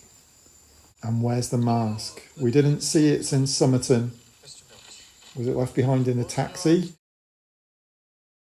Perhaps it gets into his apartment later because the taxi driver drops it off. Because it was left on the back seat or something. Because presumably the taxi driver knows where he lives. Could have dropped it off with the receptionist. With the front desk. Now the actress who plays his daughter is Lily Sobowski. And she was 16 when the film was released, 14 when it was recorded. And she's done lots of roles since. And she's just like a young version of his wife. She's into getting money, like every version of his wife. She said she wasn't allowed to read the full script. She said in an interview, my character had to look at Tom and find him very desirable. And what she whispered to him, we know from the script, is you should have a cloak lined with ermine. And ermine is used in medieval, in modern coronation cloaks for royalty and some other garments for royalty and high-ranking peers. But in this film, it's used by a prostitute. It's stoat or weasel fur, and it's what Domino was wearing.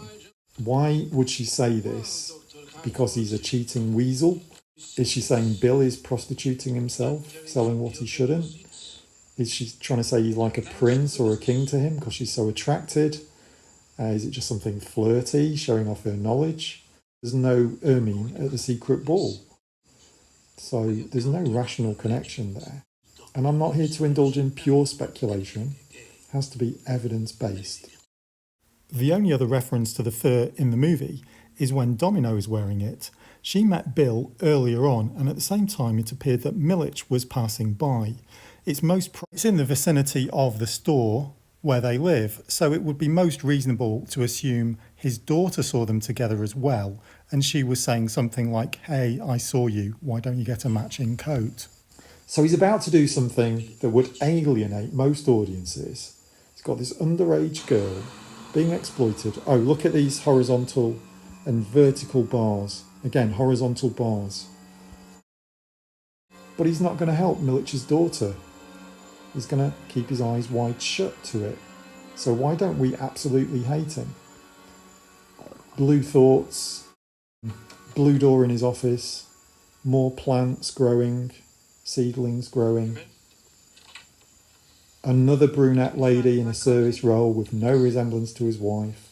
This lady actually was hired initially to take photos of places in New York for Stanley Kubrick, and then she was hired for this role. Look at the balls on his desk, look like Chupa Chups.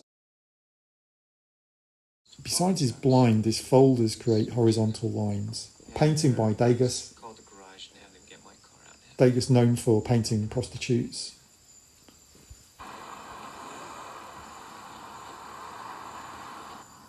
I wonder if he bought his Range Rover cash.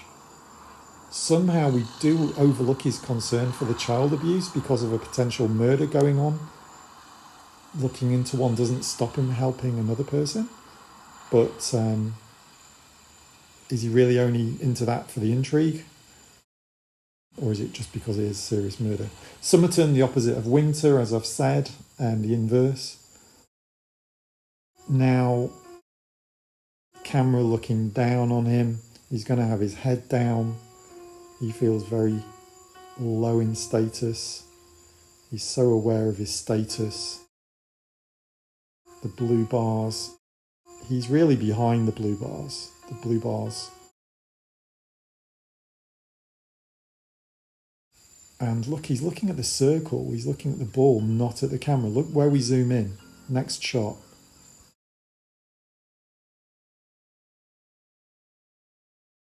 Look at that.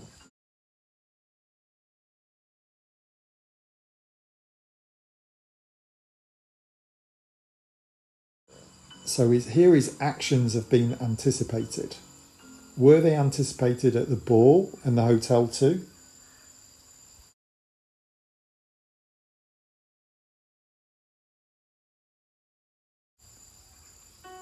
The rolls, I think, is blue as well. So the status is so high here, even the message is delivered by a messenger who is driven by a chauffeur. And look at this chap. He walks, conducts himself like an undertaker leading a funeral. Very theatric symbolism of death, implied threat of death, just like Big Bird at the party.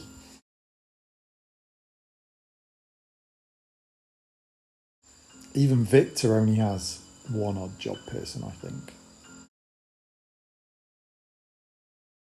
So he's been told to keep his eyes wide shut. He's already doing that for Victor and for Milic. But is the threshold murder? Look at the two blue circles there.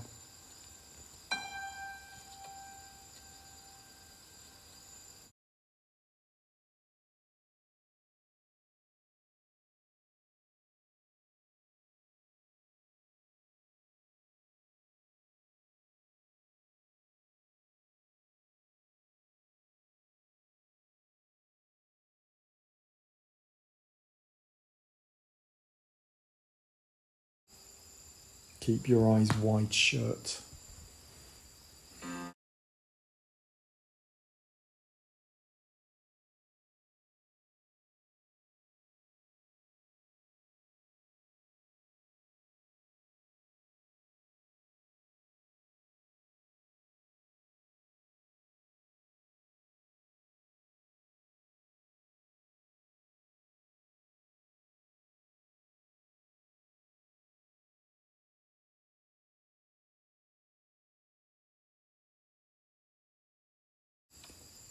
Huge pussy there. And in the distance, the Christmas trees. Hi.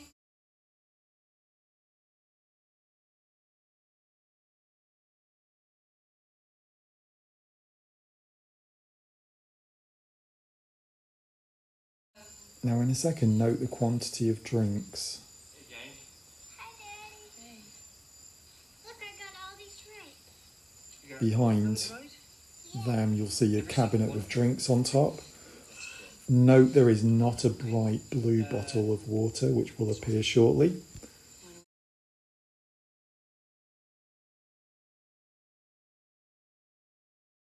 Appointments. Lying again. Oh, you have to go out again tonight? I'm afraid so.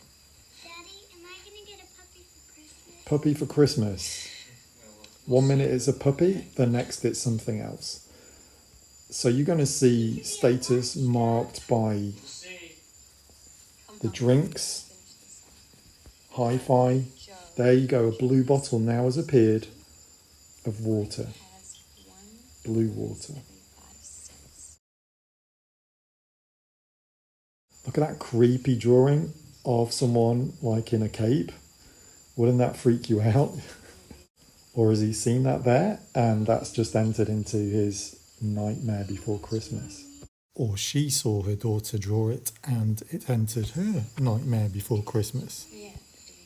Blue bottled water. Then there were all these other people. Hundreds And of she's other totally destroyed him. everyone.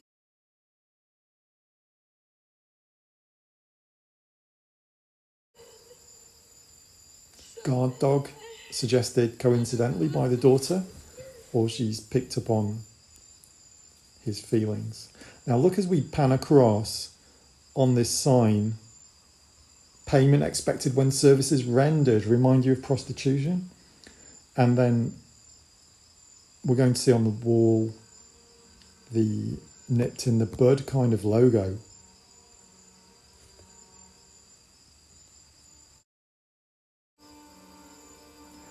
Bands on the table in the form of circles.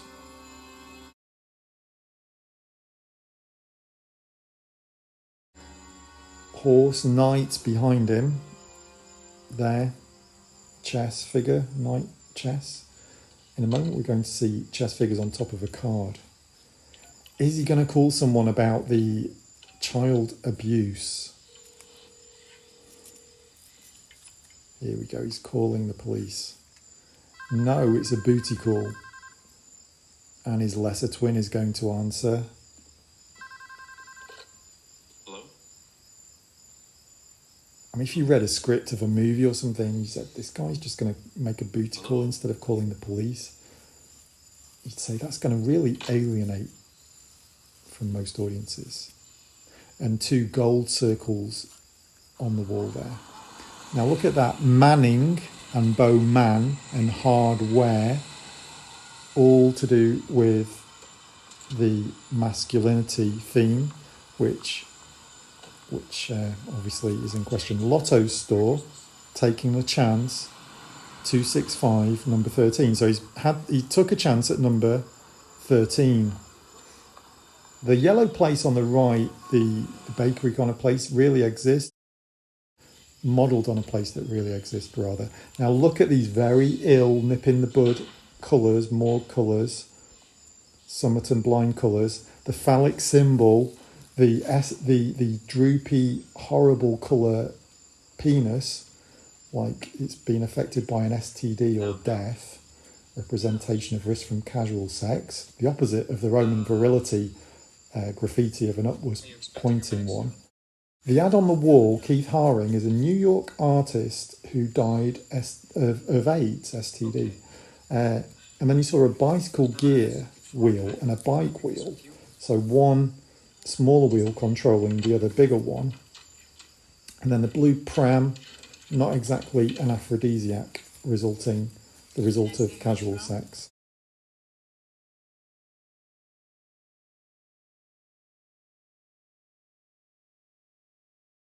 Yes. Look at the mirror, like Alice's, but on a budget version. Suppose I am. She's wearing a strangely oversized shirt, decorated with flowers. I'm not sure Why don't you come in for a second? why. Maybe it's just to make us feel something's off, you know. Something doesn't fit, just like her shirt. Yeah, something doesn't fit. The gift is also from a pastry shop that does exist in reality, De Roberts. So we've got the Comet, 2 tins of Comet on the left, on the right, those green tins. Comet, the same as we saw earlier in a logo. So we've got a lot of status markers, the Christmas tree size, the hi-fi, the number of books, the drinks offered. Here it's going to be coffee. Victor offers something way more exclusive, has a huge table of drinks. And here we've got an unholy amount of peanut butter, but no jam, whereas Bill has jam and peanut butter. Jam in Through the Looking Glass, the Queen says to Alice, tomorrow and yesterday, I can pay you in jam. And Alice says, well, that's okay because I'm not hungry today. And she says, well, that's okay because I wasn't going to pay you today in jam because you only get jam yesterday and tomorrow. So, you know, the thing is, it doesn't exist. It's like the end of the rainbow. It's like the next new toy. So perhaps there's a link there. Perhaps it's just a fitting anecdote. Notice the carpet in the entrance was a circle within a circle. And the kitchen is now tidy, table clear, clean, unlike when Domino was there, representing. And then the skirt Sally's wearing has 5 petal flowers again. Remember all the signs in the street referring to tests, cleanliness.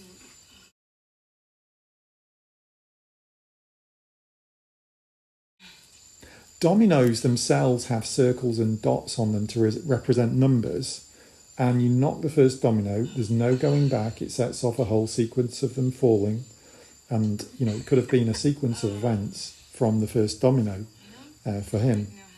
Notice the apple top right with a bite taken out, it seems. Original temptation in Eden, looks like the female genitalia also. She's wearing 2 earrings, which I know is common but is there. I don't think anything is here by accident. That's why these apparent mistakes seem so important or peculiar, and then why we have a problem to reason them away. So he's dodged a bullet by being faithful to his wife.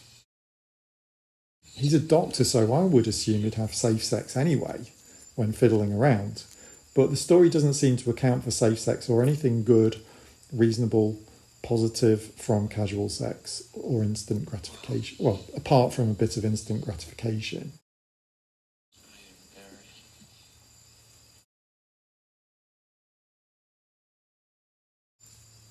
Even positive outcomes, half positive outcomes are prohibited in this movie. So today he's trying to realise unrealised opportunities. He's calling again here, hoping things go better. He just made the booty call but failed at that. He's always blocked by outside forces. So this is like second try. Marion didn't answer the phone. Domino's gone. Or was it Domino who sacrificed herself for him? Is it more reasonable for Domino to have felt empathy towards him than Mandy?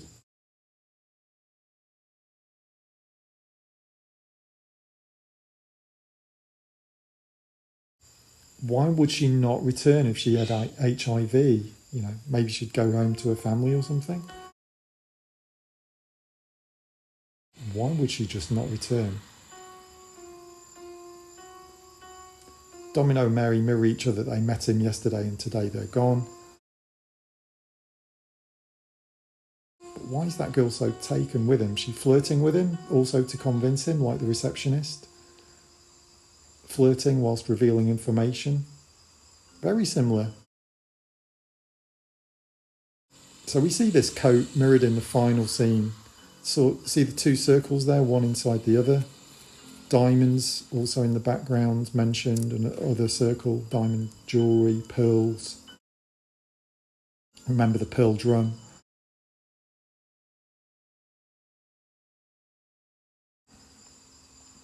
And we're going to see signs which say, there we see Vitali up there. Reference to Vitali, Stanley Kubrick's assistant, but also vitality.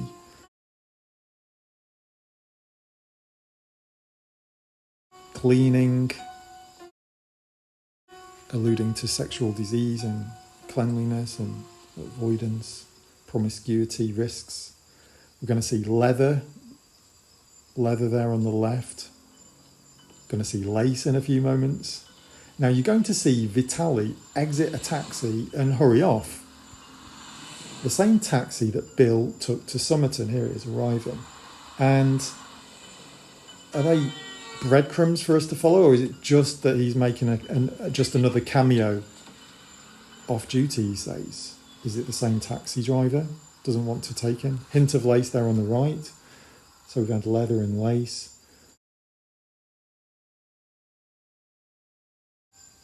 The newspaper vendor is in Italian. He was Kubrick's chauffeur and ultimately his secretary. So this is another cameo for someone who worked for Kubrick for many years. And I think in the last scene of the movie, you will see Alice wearing a very similar coat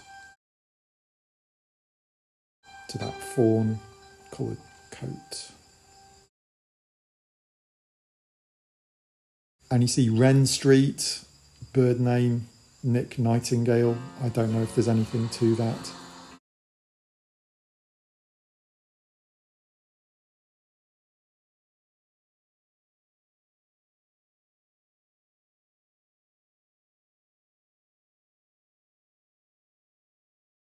The headline on this new newspaper is not very subtle, but is it really relevant, or is it just tempting suggestion?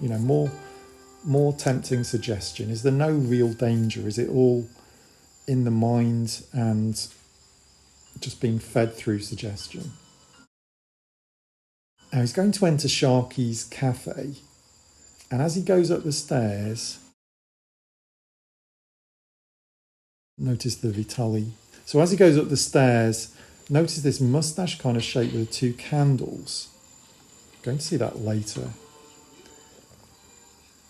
Now, maybe Sharky's is named after Sharky's Machine, a 1980s movie about a high-class prostitution ring, starring a hooker named Domino, who has a white fur coat with black stripes and a black belt. She falls in love with the cop played by Burt Reynolds, and he tries to save Domino from being killed on the orders of someone called Victor, kingpin of the crime syndicate.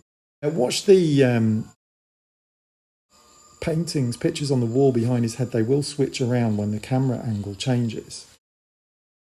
Painting there of Ishtar, who had many lovers, was good in bed, cruel to those who got attached to her, and the Babylonians had ritual sex acts for her.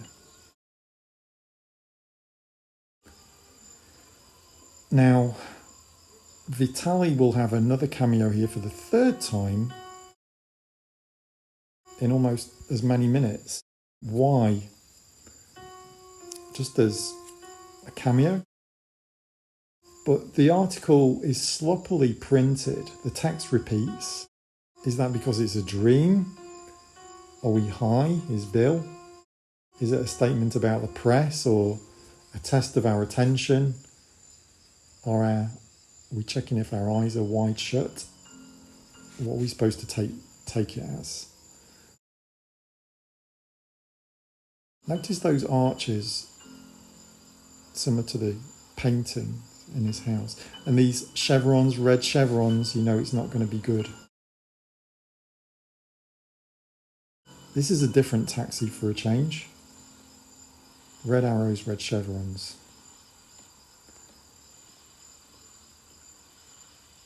Now he has to get past another gatekeeper, and he's using his status over and over, same scene, a gatekeeper and access. Of course, this lady is in a service role and she doesn't look like Alice. Yes.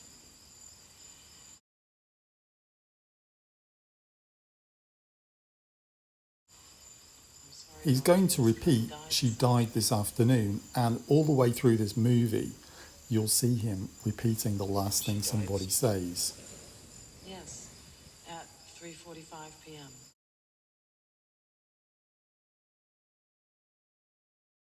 So again, he's lying, pretending he didn't know, showing that he's adept at lying. Look at this colour scheme. We've seen it again and again, from the death scene to Nip It in the Bud to Domino's hallway, where he narrowly escaped sickness and death. This colour scheme.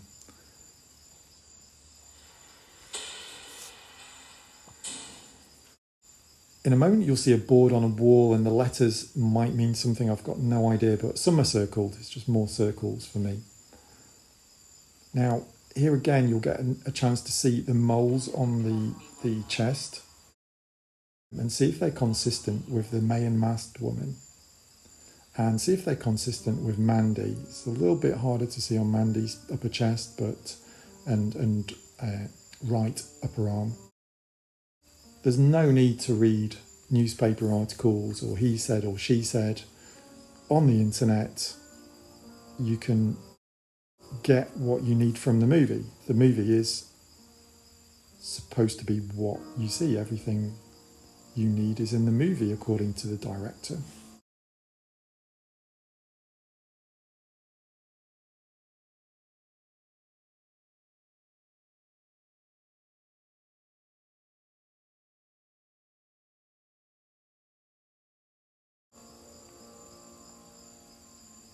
So there's no signs of violence. Was it her at the ball? Victor confirms it, but we can't trust anything he says. How can we rule out Domino was at the ball or not? Is he seeing his wife here? Is he seeing his wife who would have destroyed their relationship with a person she didn't even know? Or is he seeing a woman who gave her life for him, although they never really knew each other? It's like total inversion of these concepts. in a mirror, backwards. Was it because she was in a life of slavery and drugs that she wanted to end it, and she knew she could at least do some good? She knew she'd take an overdose sooner or later, so why not let it be for something? Someone who showed a dash of empathy, sympathy, Hello. serving. Yes, it's Dr. Herford. Black triangles there on the left. No. That's okay. There's a lot of room left for speculation. Did she die for him? Please tell Was what it we know. coincidence? Okay? Unlucky? Notice the cabinets are not illuminated. No need to show off to Bill anything. Victor's service staff, taller, making... And look above there. We've just seen that Christmas decoration. Note the lights were off in the hallway. So yeah, that candle mustache thing. Identical to Sharky's. Why? Bill, I appreciate you coming. Sure. Look at this. Alphaing him. Hands all over, going down on him. How about a drink? Pounding down on him. Yeah. Echoes of Nick, but not reciprocating. Now look at this, the ultimate table of drinks. Aspirational for Alice and I had a wonderful Bill. time. Good. Then the library of books, aspirational for Bill. Circle within circle above him and on the door. And if you notice on the door, it's the same as Somerton, but without the knockers. Beautiful scotch. Signalling you can't buy him, or at least not that cheap. No. Why not? No. Masculinity. Victor's got a lot of balls. You like that? Male virility. Go ahead. I'll watch. And he's going to do this tapping. Like Somerton, we had the stick tapping. Listen. Bill, Tapping. the reason I Red felt there. come over... So remember, Domino had a few books and magazines. Bill has loads. Victor has a library. And Somerton has more than you can read in a lifetime. The same with the hi-fi. If you notice carefully here, there's a Bang & Olufsen huge speaker. Domino had a Ghetto Blaster. And Somerton had towering speakers and gigantic system. Victor with his gold watch. Bill, silver watch. It isn't a medical problem. If you notice this boat, I can't find anything exactly the same, but it does make me think of a slave ship. Knowing the other themes present, is he someone who's in business of supplying prostitutes for these events? Like Victor in Sharky's machine? Or is he just a customer? At the end of the day, we know he supplied Nick. He says, I recommended that cocksucker to those people. And then he complains about how he's been made to look, Been going on since then. implying he's not in the inner circle. But can we believe anything that comes from his mouth? You just might Powerful people usually disassociate themselves with power. Aspirational people usually try to claim to be more powerful. If he's a modern shipping tycoon, I guess he'd have a modern vessel there. So that just provokes my thoughts, that ship. I'm sorry. Of course, Sidney Pollack is a director and writer. He died in 2008 and he directed Tom Cruise in The Firm. So I was he reveals he was there. at the house.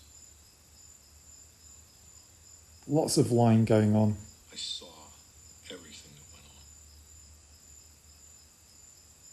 on. A bit of truth, a bit of BS, I reckon. See what's necessary Bill, to convince. And holding back a bit, like hell did you the think receptionist, like Nick, until pressed. I couldn't even So he can give begin more. to imagine how you'd even Black triangle in his neck, got yourself through the the door. threat. Black triangles there on the lamp stand. And I remembered seeing you with that prick piano player.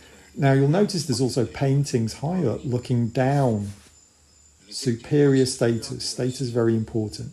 Look how he talks to Nick. He's talking down to him. Nick puts himself on a level lower than him. His head's down, shoulders down. He sits down.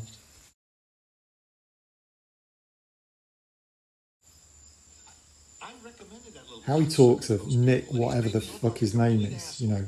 He doesn't have empathy for those lower than him. They can serve him, they can be useful, or he's not bothered. What can I say? Also, his name, Victor, is like, I'm more victorious than you, Bill. Like a victorious version of Bill. Whilst I'm on names, does Halford sometimes sound like a Ford?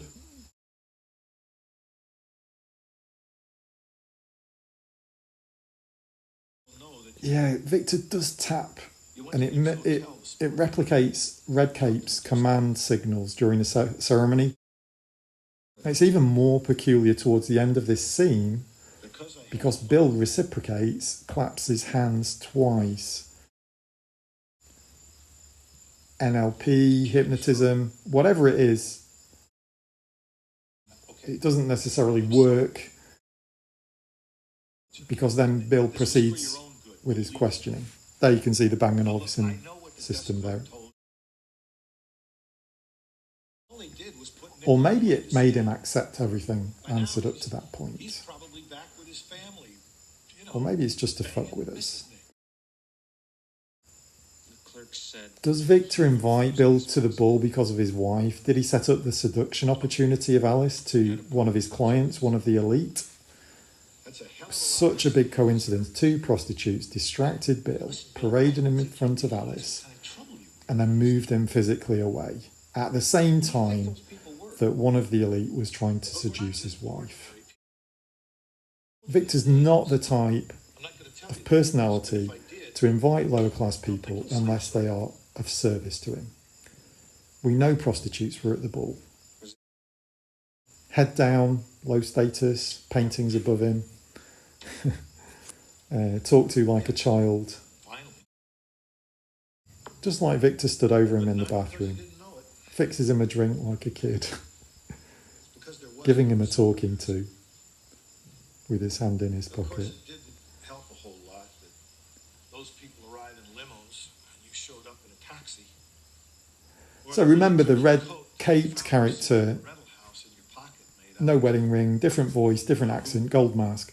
But the gentleman with the triangular hat, at least one of them, seemed more authoritative and powerful. Not saying he's in charge or the leader. I mean, even a CEO has a board above them. I don't want to speculate too much, but don't forget the black triangle symbol. And Victor here has the black triangle on his t-shirt. Could the black triangle hat have been Victor? You know, one of the two. Same height as Bill, Victor is. Sandor is taller. But both Sandor and Victor could have been the 2 figures in the 2 triangular black hats. One was upstairs, one was downstairs. It could be foolish using reasoning with a movie which has things that change in an instant, but, you know, can't help but try.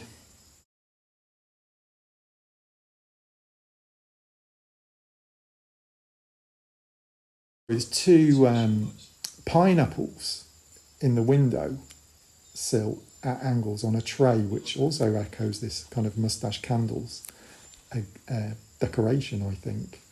See what you think. Now, it's very sly that he asserts we have to buy that the door was locked from the inside of Mandy's hotel room because Victor says so. He's not in the news. It's highly suspicious, even if it was true, that Victor would know, since only the police or a murderer would know, and that both of those point to corruption. But it contradicts the news article, and there's no proof of it.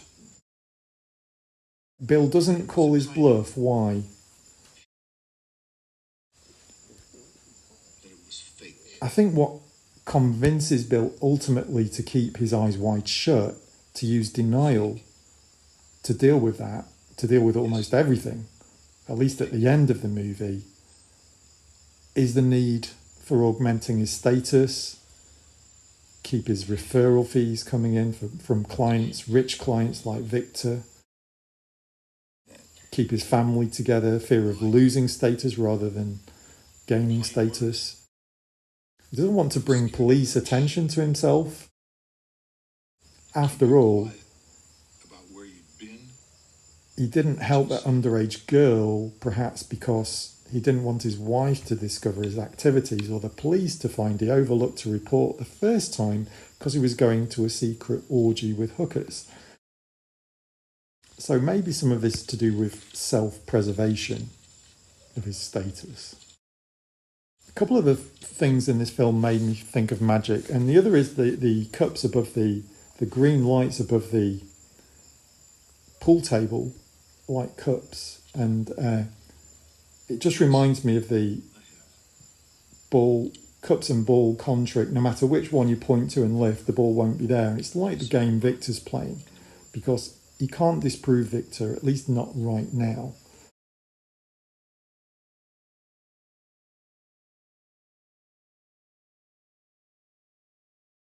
He's really out of his depth. He's literally on a lower level, physically and societally.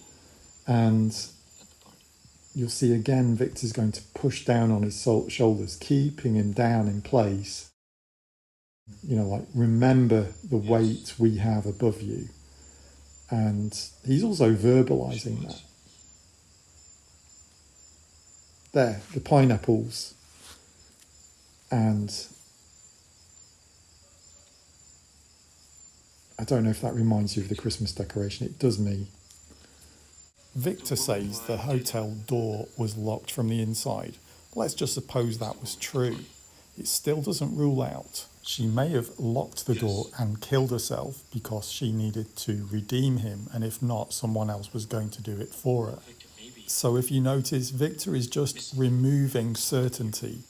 Uncertainty is all Bill needs in order to feel good about keeping his eyes wide shut.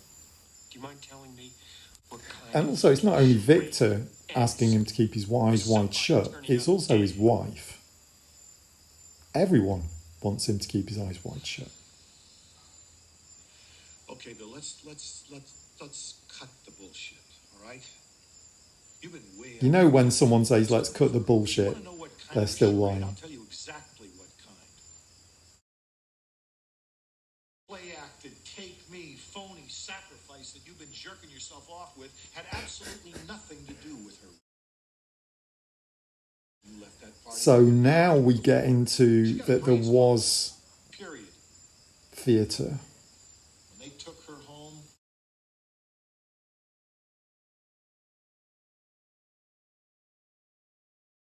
she OD'd. There was nothing suspicious. Her door was locked from the inside. The police are happy. End of story. There he goes. Come on. It was always going to be just... Slips the line, just like he slipped the flirting with his wife, with Bill's wife, and then sandwiched it between other stuff and quickly moved on.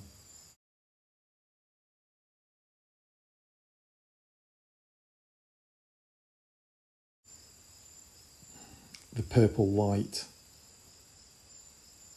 the threat of violence Listen, Bill. or extreme Nobody dire killed consequences. Someone died. It happens all the time.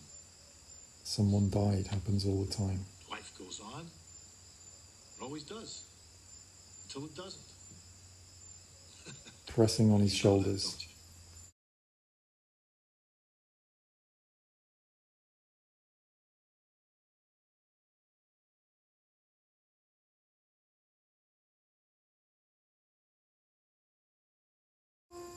And the bed is purple. The door is blue. Domesticity. And he's not bothering to lock the doors. He knows how futile it is, or he just feels less threatened now. I wonder what those 6 books are on the table there. or very similar books.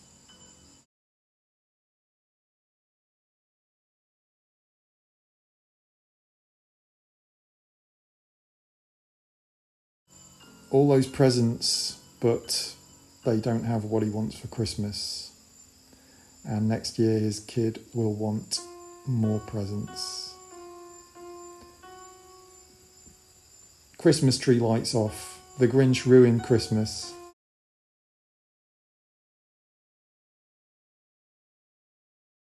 Bars on the chairs. Repressive.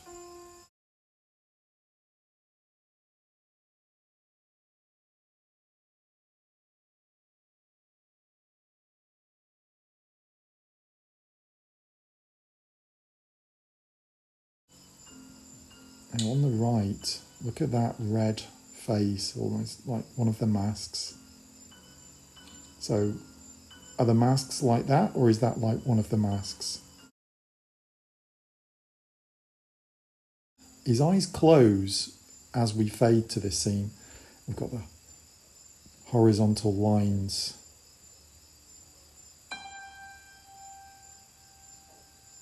Big bars, the biggest bars. With blueness, purple.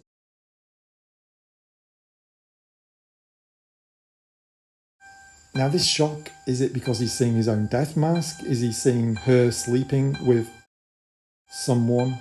Is he so affected because he just doesn't know how it got there? His hand on his heart. Because she found out and he'll have to tell her everything. Has he done something undoable, like her, no going back? And the mask is like a bauble, like many of the things, like a doll. It's shiny, glitters, gold, diamonds, but hollow, empty, like a bauble or a Barbie or a stuffed toy, or like only jam yesterday and tomorrow.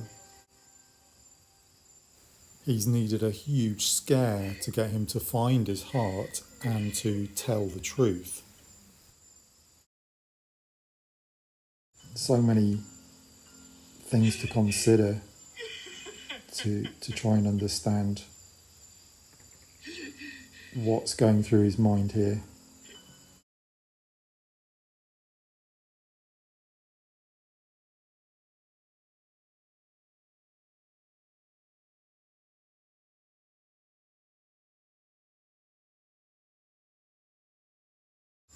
Now, the rings apart, unaligned, two circles not together.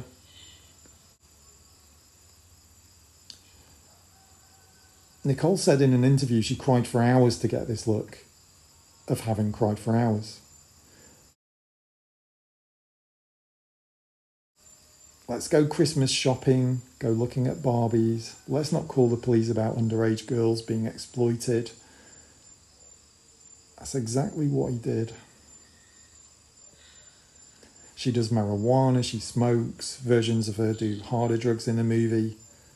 I don't think he as a doctor would engage in drugs, it's coming from her. And one interesting thing though is to consider if this scene would fit with any other scenes to be outside a dream in the movie. It's very ambiguous in this scene and the last scene what's actually happened. You could insert anything before it almost. Black spotted Dalmatians, did you see them there? Bubblegum producing bubbles which fascinate, then pop and disappear when touched, like the daughter just runs off once it disappears. Nothing. Stars on the wall and floor.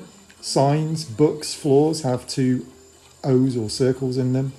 Boxes of magic circle they just passed. We know she already has teddy bears at home, but looking at them, variations, mirroring Bill's behaviour. Blue pram, running around the toy shop, touching things, running to the next, just like her father.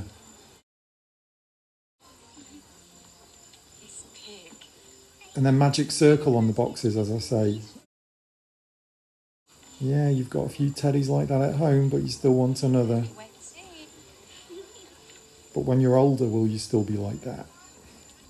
Connects in the background, you've got like the circle within a circle. And haven't we seen a coat like that before?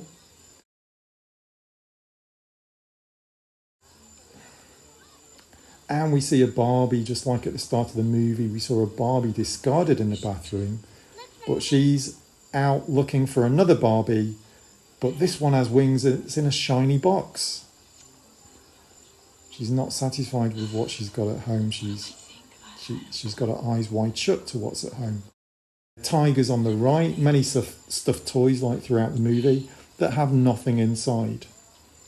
And the daughter completely in blue. Now those two balding men were under the stairs at Victor's.